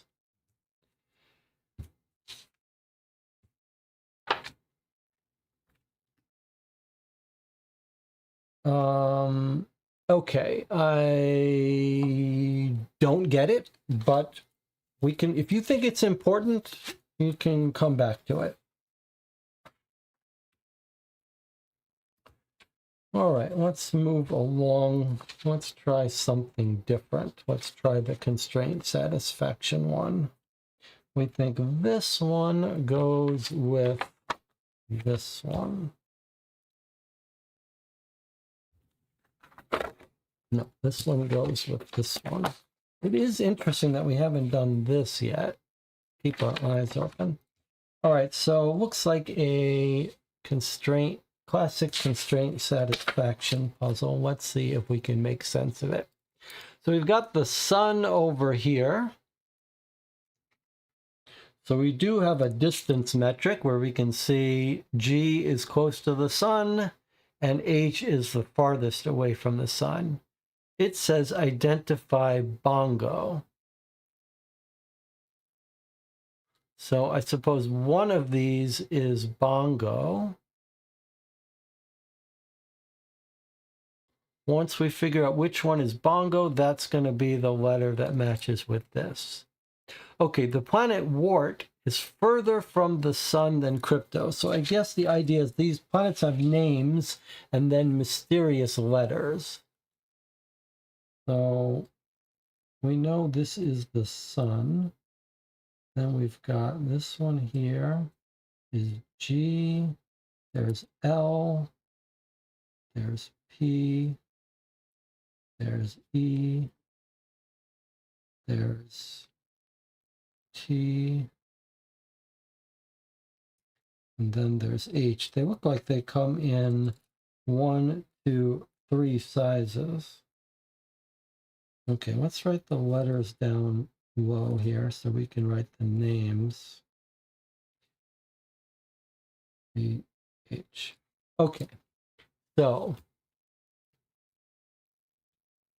the planet Wart is further from the sun than Crypto. So all we know is Wart is over here and Crypto is here with this arrangement. So it could be Crypto Wart, Crypto Wart, Crypto Wart. That's the only constraint we have.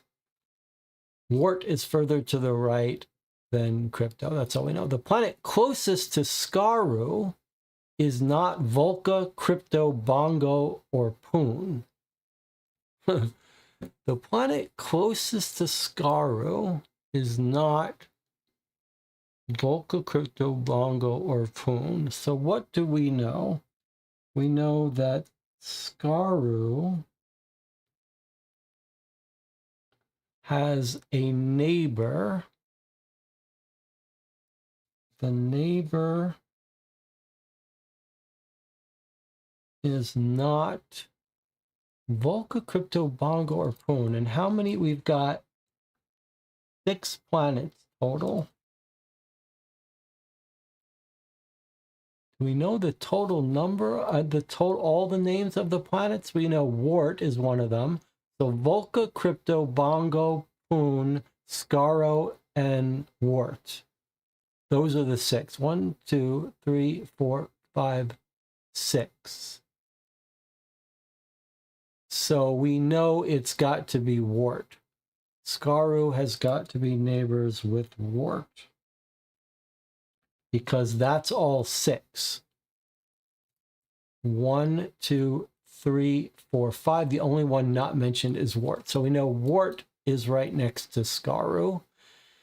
And it says the planet closest to Scaru. I think that tells us that Scaru has to be on the edge.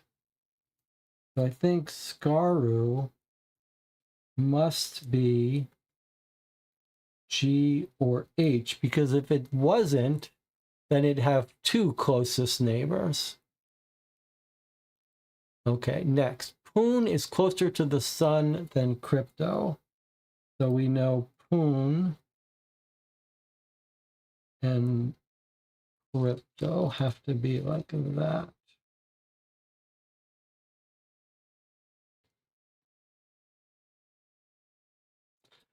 Volca is in between Bongo and wart. Okay, so Volca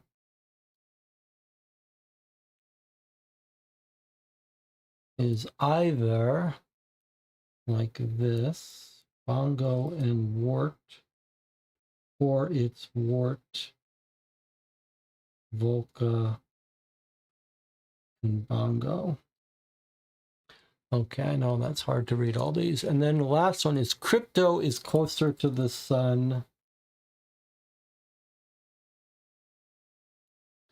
than Bongo. Okay, so those are our constraints. Let's see if there's any we can write out a little better. Crypto is smaller than wart, and Crypto is smaller than Bongo.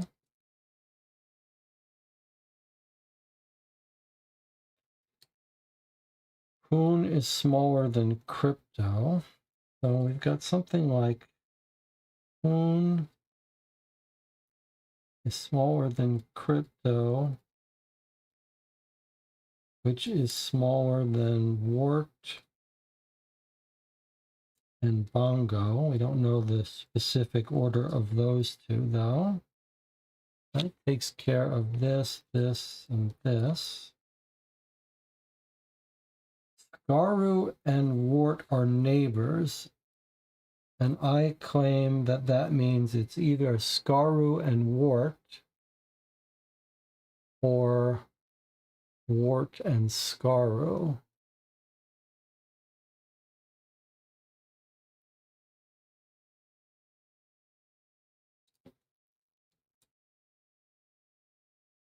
And then Bongo is smaller than Volca is smaller than wart, or wart, Volca, and Bongo.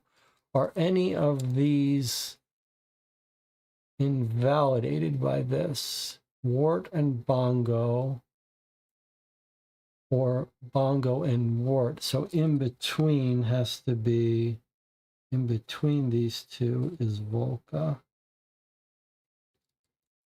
And we have 6 planets.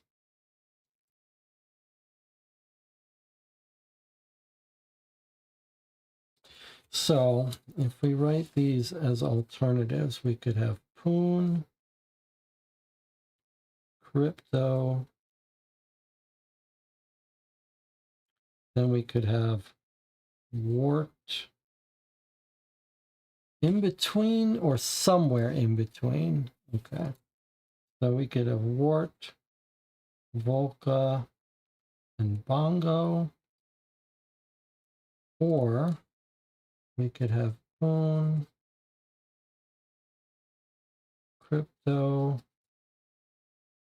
Bongo, Volca, and wart. So if you look at these, we know Scaru and wart are neighbors, and Scaru has to be at the end. So we know it can't be this one, right? Because if Scaru is the neighbor of wart, that would put it in the middle. So I claim it can't be this one. It must be this one.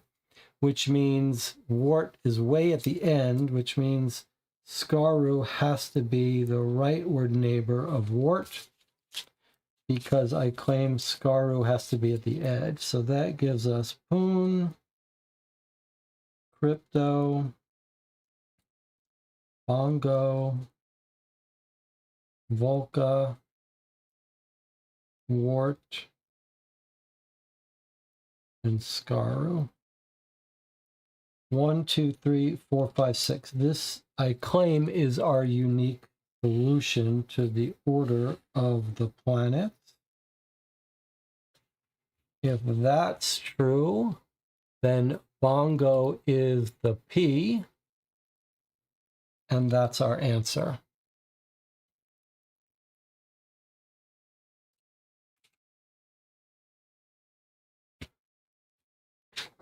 So that make this a P. So Bongo equals third equals P. Okay, any disagreement there? I think your solution is right, making Bongo P. Okay, so, and just to clarify, Arsene says, and I think there's some logic to it, that I overcomplicated. I didn't put as many constraints on this as perhaps the puzzle suggested. I did. Maybe you understand from the chat what Arsene was trying to say about this puzzle. I do not, but it seems like we came to the same answer. Okay, that's that one. Time for another break. I'll see you in 8 minutes.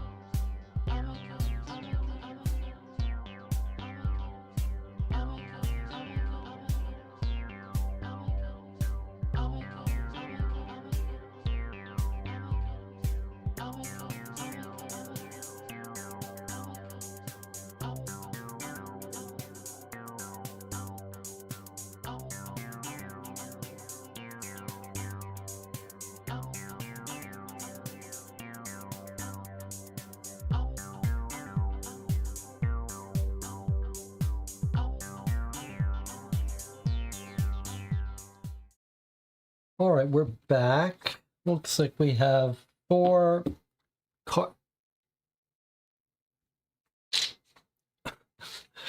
card puzzles to work on with the sound of the barking dogs in the background to keep us company. Hopefully you can't hear them too much. Let's take a look at our four remaining puzzles before we have to solve the main puzzle. We've got a password thing that is surely related to this password exchange hint. 5, 6, 7, 8, 9, 10, 11. 1, 2, 3, 4, 5, 6, 7, 8, 9, 10, 11. So surely these are related. Not clear though. Actually, is it as simple as saying like this is YSMUZ and then we're just replacing that with that? I was not keen on doing this one, but let's just, for the fun of it, I've scanned this to print it out. If this is our exchange hint, I wonder if what happens if we just write YSMUZDK.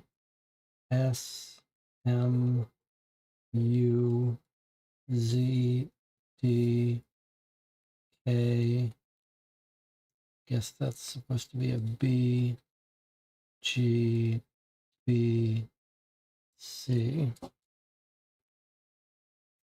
Are there any double letters that would let us check if there's any issue here? I, E, A, no.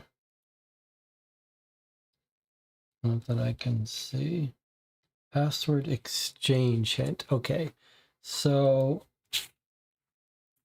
Then the question is, if you look at this, is this all it is? Like UDYY, does this become LETT E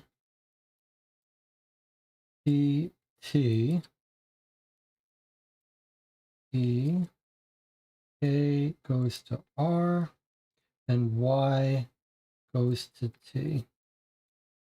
Okay, so it's that simple. It's the letter T. All right, let's fill that one out then. It's a little simpler. That's our letter right here, is the letter T. Okay. That leaves us with 3.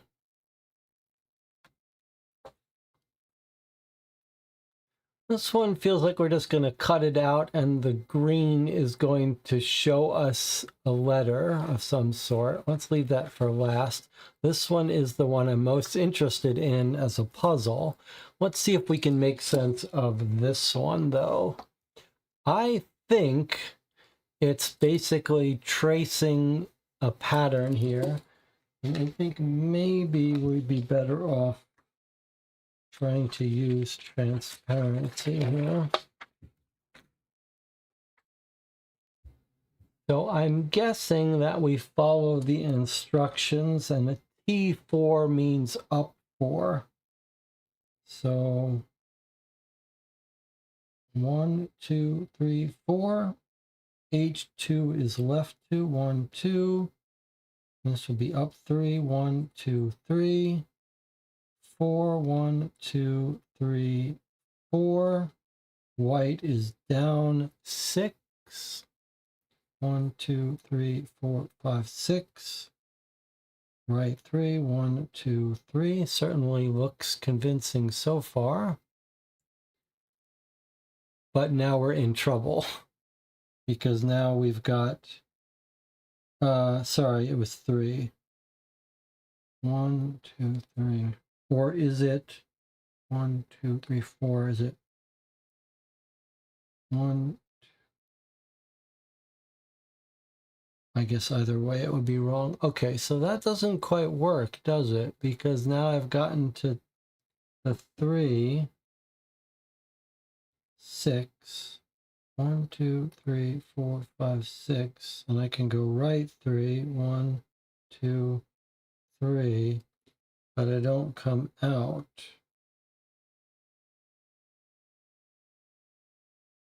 What if we count the square itself? Let's try that.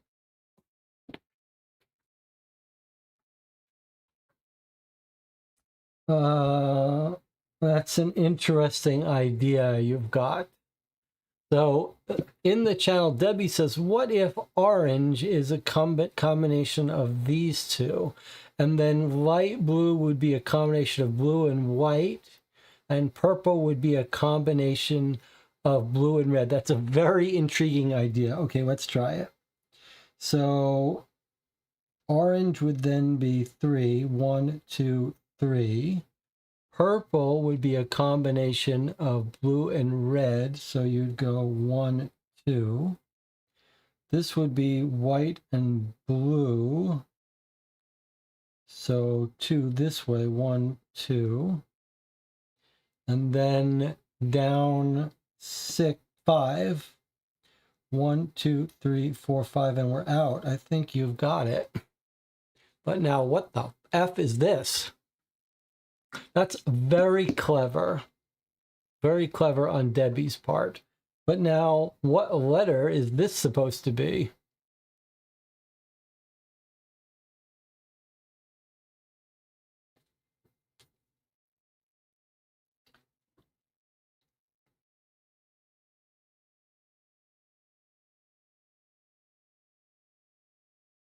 I love when I get answers like this. The letter A. Well, what are you talking about, the letter A? How will you get A from this? Oh yeah, it's the letter A. Sure, that's how I draw my A's too.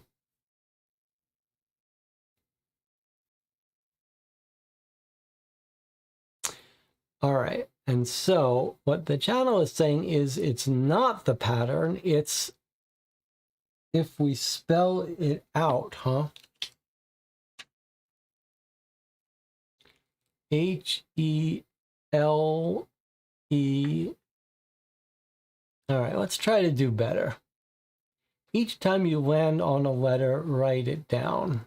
All right. At least that's instructions I can follow. Fortunately, we can't see them over this. So we're starting with an H and then an E, H, E, and then we've got an L, and then an E, and then it looks like a T. So maybe the start wanted us to put a T. So the letter L-E-T, E, and that's going to be an R there. E, or the letter A, and then we're out. Okay, so there we go. So that's that one solved. All right, good work in the chat. That was a very, this part here, figuring out that the purple, that the orange was a combination of going up and right. That is pretty cool, pretty clever. And congratulations to Debbie for figuring that out.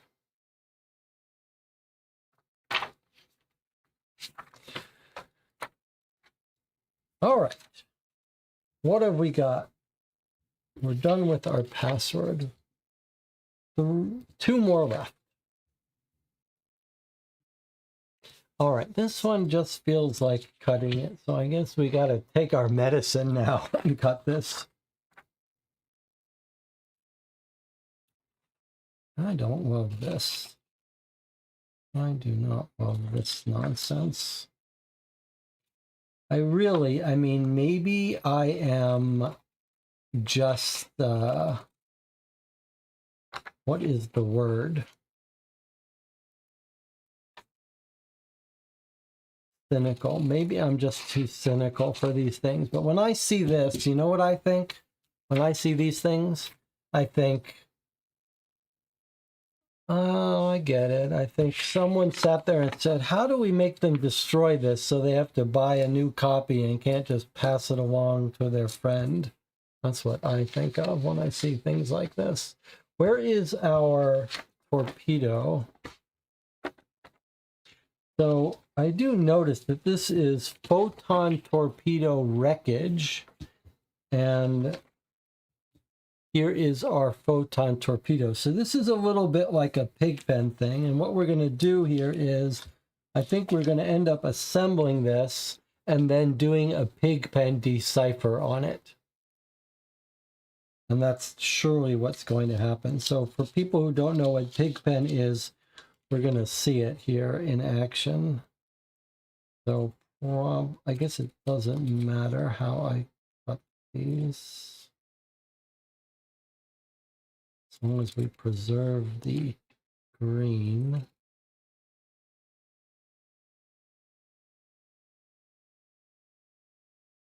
Okay, that one's done. This one looks like it's done. So once we assemble this into a picture, these are going to be oriented in specific orientations, which is what's going to let us pick out characters from it.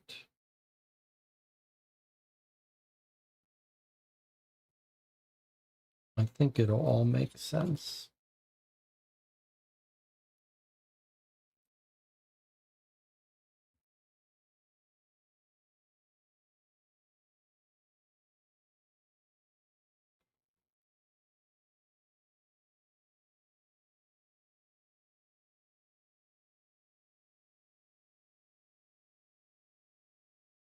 All right, 1, 2, 3, 4, 5, 6. 1, 2, 3, 4, 5, 6. Okay, so let's assemble this into a ship. Do we have the picture of the ship somewhere, or do we have to just guess with our glasses, I suppose? All right, the only thing we really care about this is the orientations, I suppose. That's not quite true. We have to reassemble this. Looks like a spaceship.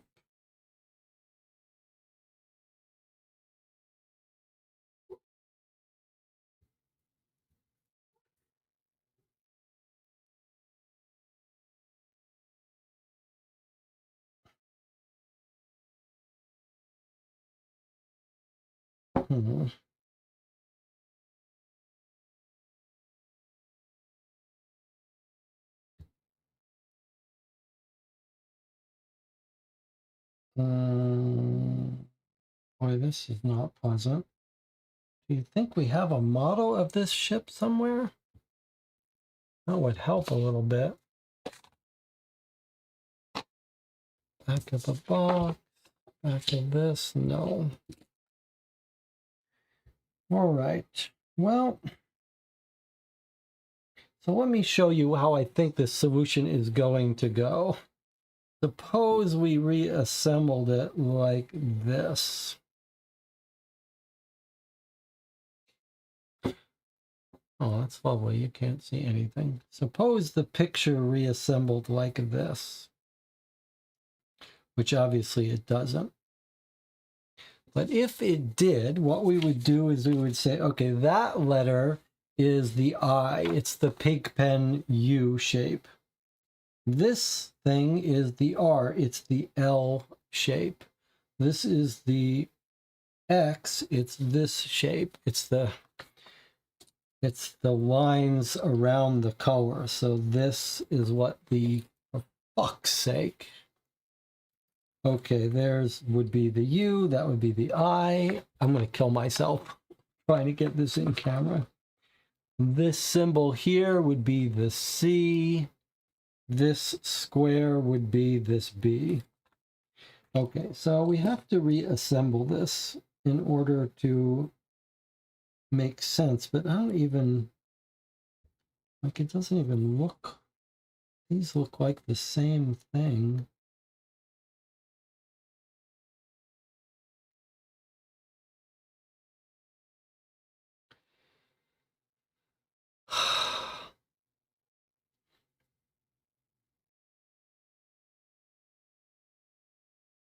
I mean, what are we even looking at here? It's like the edge of a spaceship, but this looks like two different things. Like, is this a cut here?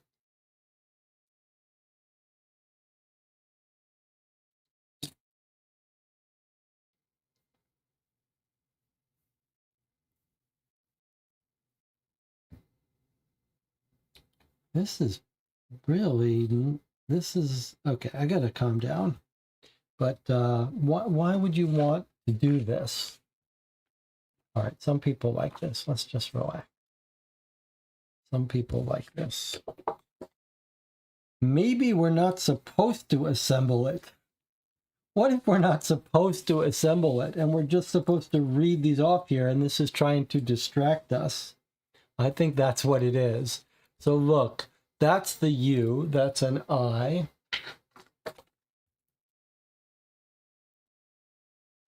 That's a diamond, that's an N. This one is the P.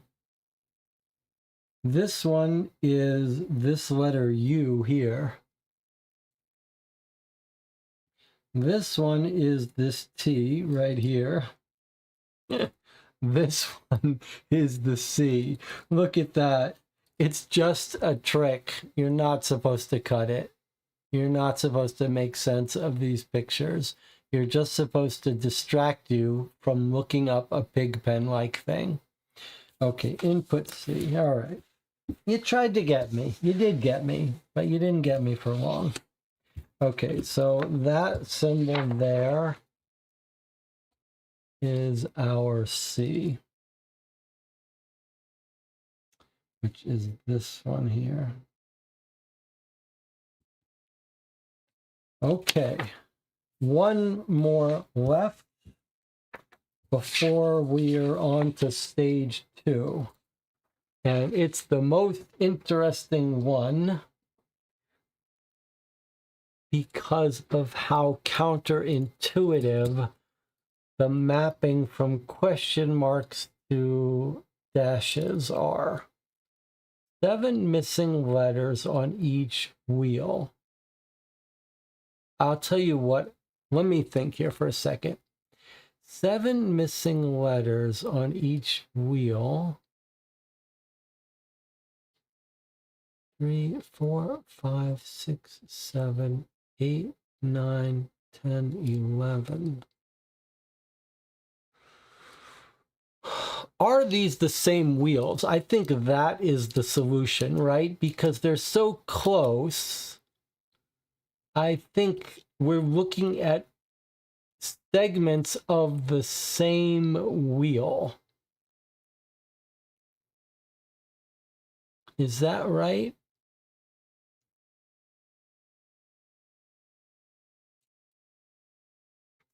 Is that what we're looking at? Segments of a rotated wheel that's rotated differently. And maybe there are are there that many letters? Like it's 7 missing, 8, 9, 10, 11. That's what it is. Okay, so this is all 8 letters on the wheel. It's the same wheel in each thing. We're just seeing different parts of it. So let's start with this wheel here. We've got G, E, then we've got blank, blank, blank, and we've got an N, and then blank, blank, blank, and then we've got an I and a blank. 1, 2, 3, 4, right? 1, 2, 3, 4, 5, 6, 7, 8, 9, 10, 11. Okay. So there's a G next to an E, and here's a G next to an I. So we know somewhere else on this thing is a G and an I. There's the I. So probably if you had to guess, I would guess that there's a G here, and that's the G and I we see here. And then this is blank, and then this is a G, this is an E. That would put an R here, and then blank, blank, blank, although we know this is an N. And then this would be an E, and then a blank and a G and an I. Okay, so I think we've incorporated this one and this one into this wheel. Now let's go here next. Okay, here we have an E and an N. I wonder if this one is, no, there's 2 N's. So I think what we're looking at here is E-N.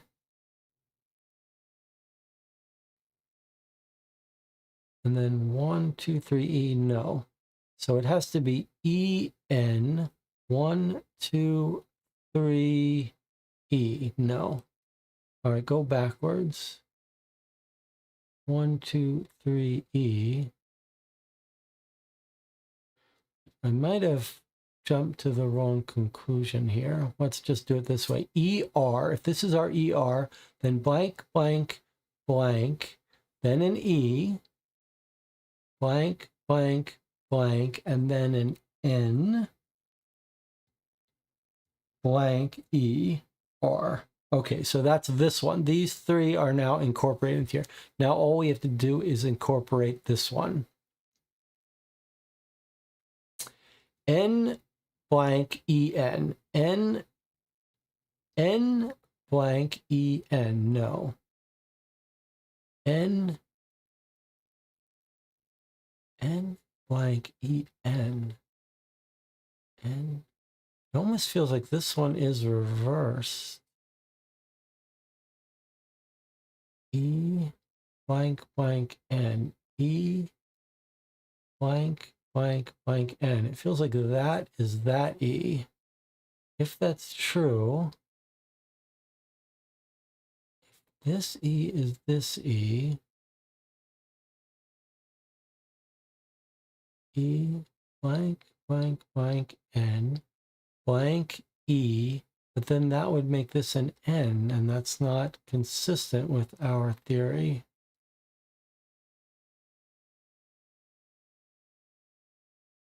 Feels like I've done something wrong here.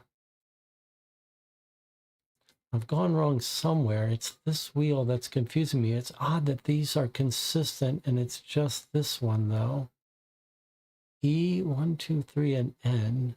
E, 1, 2, 3, and N. Oh, what if it's this way? If this is this E, 1, 2, 3, and then the N, and then a blank, and then EN. That's not right. We can see, though, a little bit of a pattern here. I wonder if we could use that as our...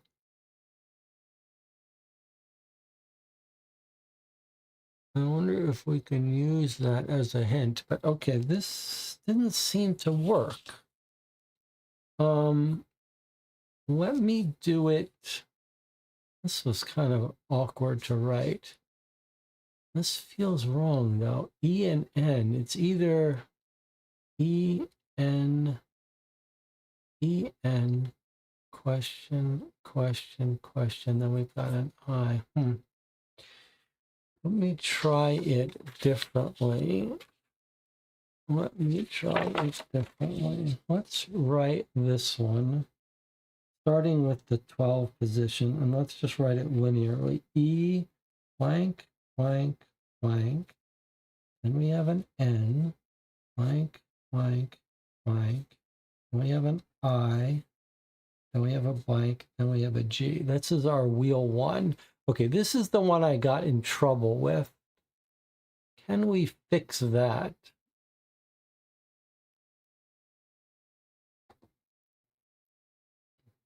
Debbie says, I think the word is engineering. Well, that's a good guess. Let's just take a look. Engineering. So it seems like maybe I got something wrong here. All right, well, that's a very good guess. But now let's properly solve it. Okay, so I've put the 12 at the top and I've just unfolded this way. And then we went to here and I made a guess about this, and I think it's possible I was wrong about that guess. Let's jump down here. We've got an E and an N, and then 3 and an E. So it can't be E and N and 3 and E. So it can't be that way. But it could be E and N, and then 1, 2, 3, and an E. So it feels like that's the... I guess it doesn't have to be that, but if we think it's engineering, that's even more reason why it would be EN, and then 1, 2, 3, and then another E here, 1, 2, 3, and then an N.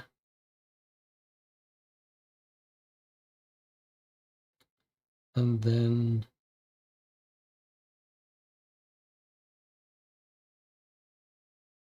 okay. E and N. Okay, so I think it is going to be engineering. So now that's, these two are consistent.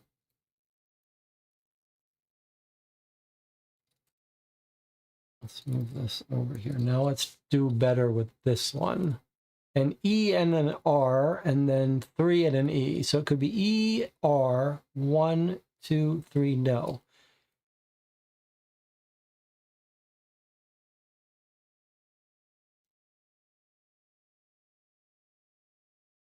And that's going to be E, R, 1, 2, 3, E. That's what it is. That's where we got our tricky, and Debbie was right about engineering. So that's our ER is here. We're going to start with the R here. 1, 2, 3, 1, 2, 3, E. Then 1, 2, 3, N, question mark, E. and then we're back to the R. Okay, so that's consistent with that one. And then here we've got a G and an I connected. It can't be this G and E, so it has to be a G and an I here. G and an I here. Question mark, question mark, question mark, R, question mark, question mark, question mark, E, question mark, G. So there we have it. It is engineering. Good work, Debbie. So engineering goes here, and then we know the drill by now. Engineering is here, which maps to a U. So this symbol is our U. And we'll go in and put it in.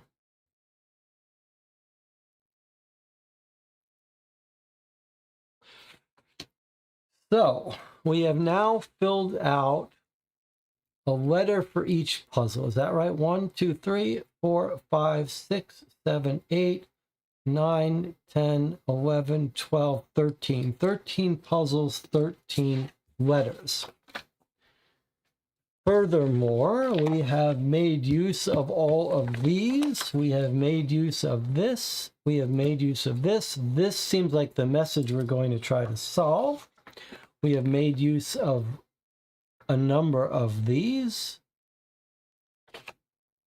And this is our thing. So let us try to decode this using the symbols we know and leaving blank any we don't, and see if we can infer the rest. All right, so our D with a thing is, can you see it all? Yes, you can. Okay, now I notice this is a little bit tricky because look, it's like this. Oh, I just scanned it wrong. No, yeah, this is the right side up. Okay. All right, let's, oops. Okay, here we go. There's our message. I, N, this one is our P. This is sure going to be our U. It's going to be our old input. Which one is this? Where is this? That's our U. Yeah, input. This is our T. This is our C. O. D.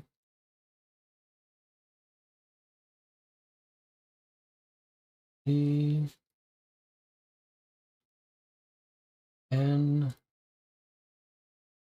P.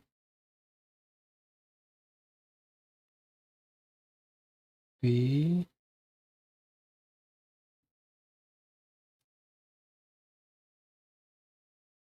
And this was our U. L. This is sure going to be our A. Nebula. T.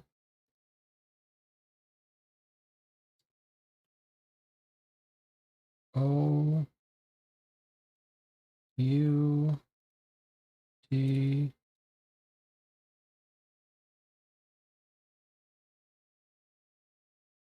Is that our L?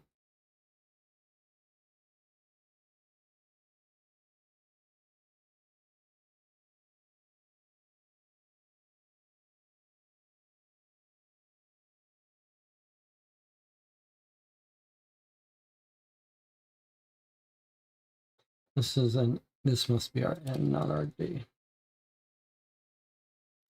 Okay, and now you can see what it says to unlock. Input code Nebula to unlock.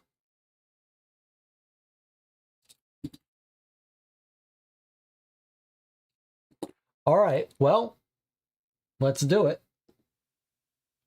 So we are at our password, and we're going to put in The next button will appear when the correct answer is put in. Okay, so we want Nebula. Code is Nebula.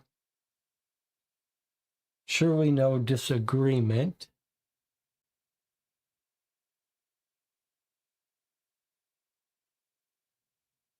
Okay. Oh, there we go. Oh, we're going to get a little bit of video here. All right, let's see if we can listen to this together. This is always the tricky part. Good work to everyone today. Let's see if we can't watch this, and it would be lovely if I could hear it too.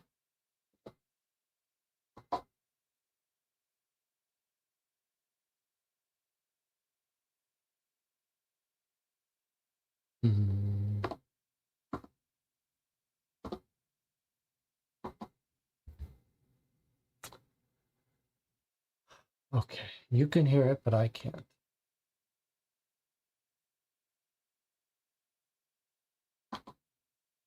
I've really got to do something about this audio.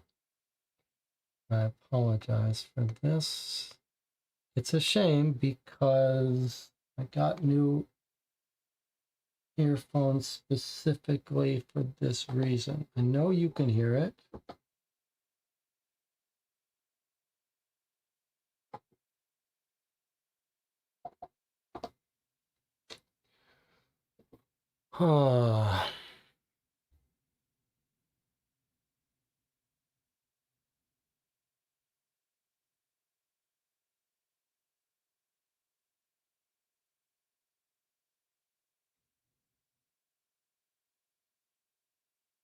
You can't even hear it now.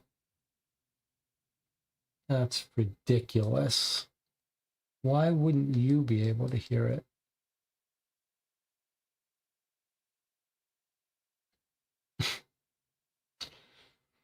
Oh boy, that's a little annoying.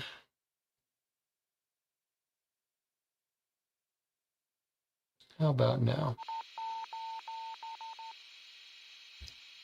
Now we can hear it together.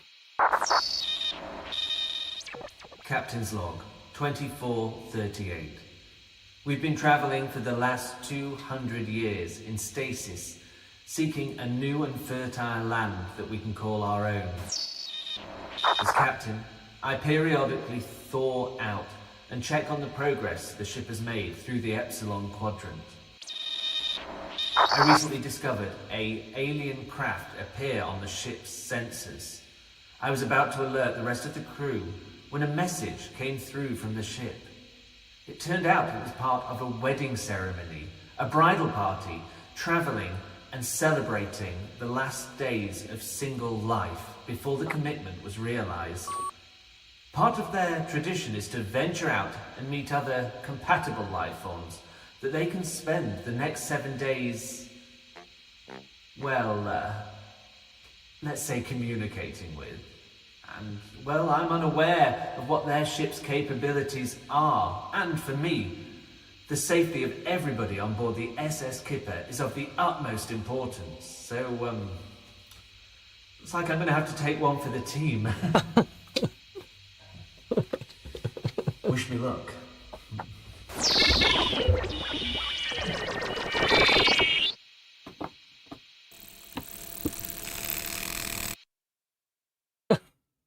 That's the end. Okay, so he's going to mate with the aliens is what's happened here.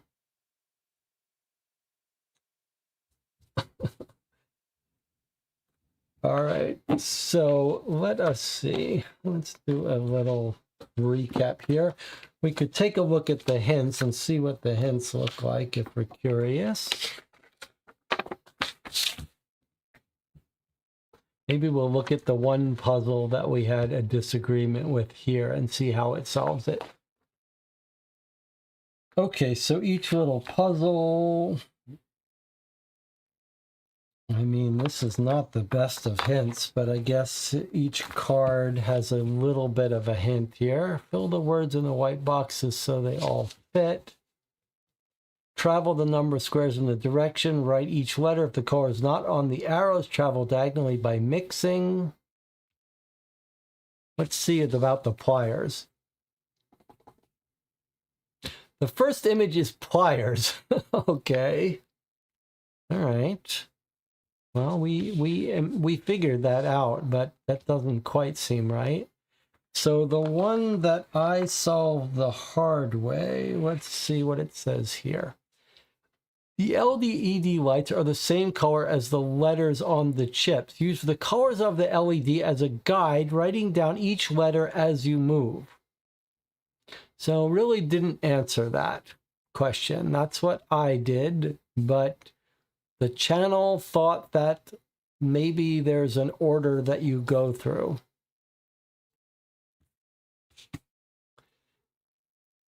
And that is it.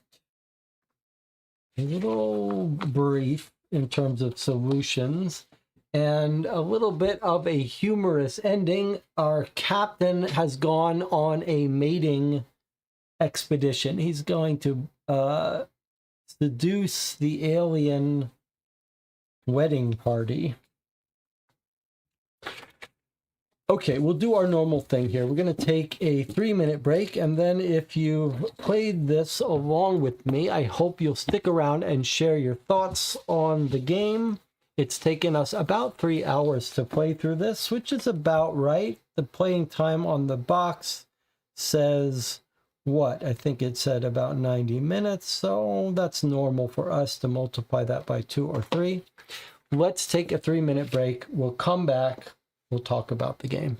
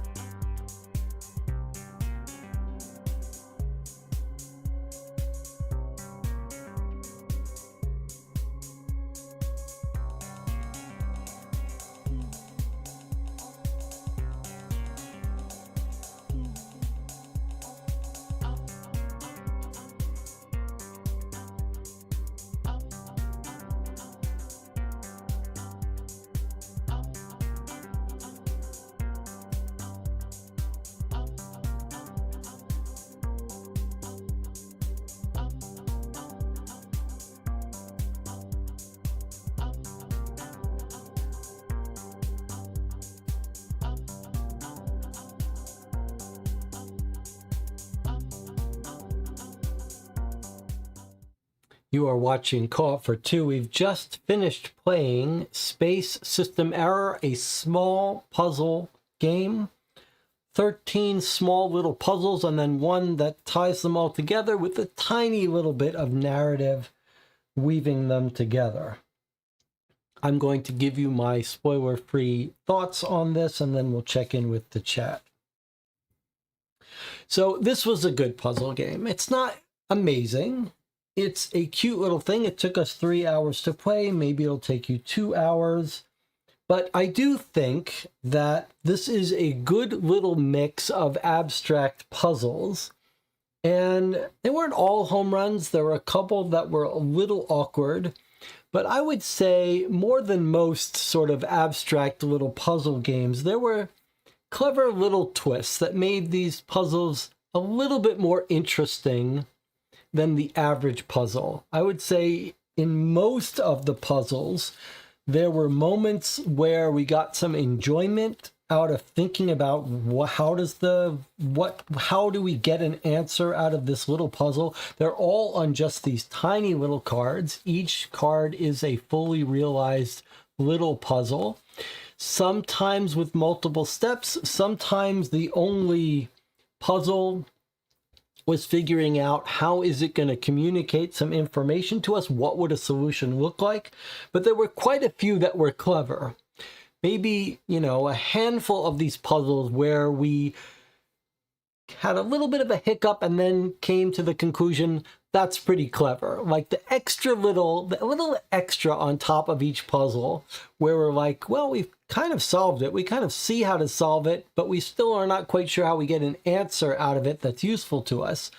And it was those moments, and there were a couple of them here that were particularly enjoyable.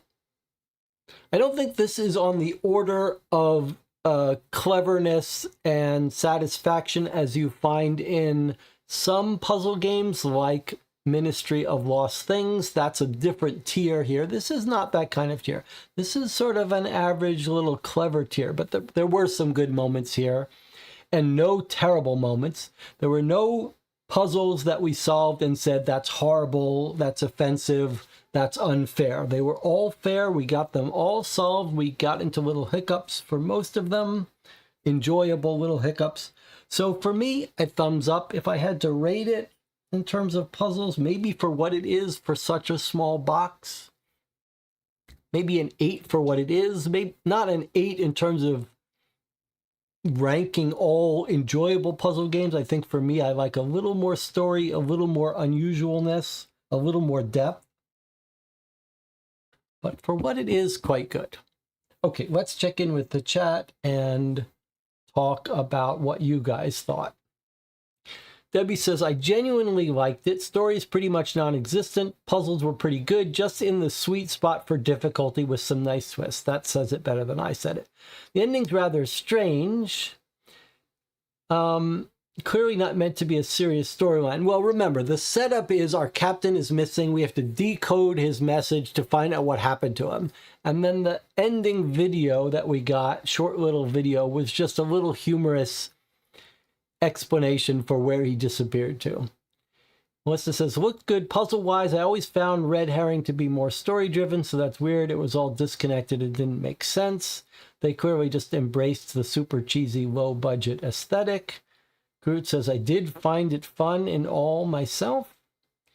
Rob says, it felt like a weekend project to create a filler bonus game or exhibition promo, cheap and quick, as evidenced by the multiple spelling errors. Is it cheap? I think it is pretty cheap. I think it was like $10 or something. I'm not 100% sure. Warren says, I really enjoyed this one. As far as puzzles go, I thought this was my speed. Neat little package, I thought, says K quadruple C. Eliza says, I liked it a lot. Great gift for couples or a family with teenagers. Debbie says, agree with 7 overall, maybe 8 for puzzles. Groot says, I like the puzzles self-contained and not scattered. I think that's right. I mean, I think this is very well aimed at what it is. Each puzzle was its own standalone thing. It was nice to have them sort of tied together at the end. There were some clever little things that could trip you up, but all very well targeted in terms of difficulty. It was weird to have to do all this just to unlock a parting message. Well, don't think of it that way. I don't think that's the right way to think of it. I think the better way to think of it is it gave us a little motivation that they were tied together. And there was some clever use. The fact that they tied it together, the fact that each puzzle was translating a letter, allowed them to do some clever stuff, like we knew that somehow the answer to each puzzle was going to give us a mapping between letters and symbols, and that's what helped focus us on some of them. So I really think this was a very well calibrated little puzzle game. Any further comments from the channel before we wrap this up?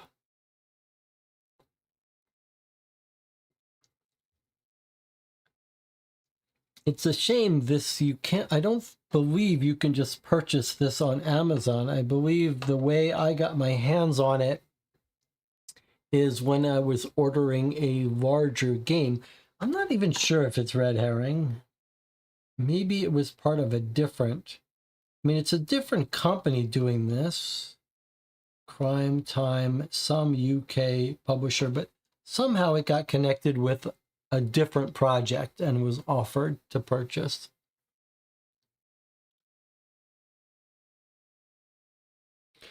I don't think the hints were the best.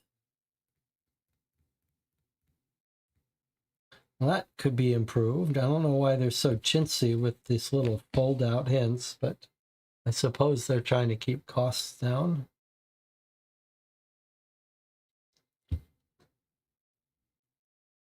All right, if there's nothing else from the channel, I guess we will wrap things up here. All right. Thank you for joining me. Thanks for your help. I'll see you next time.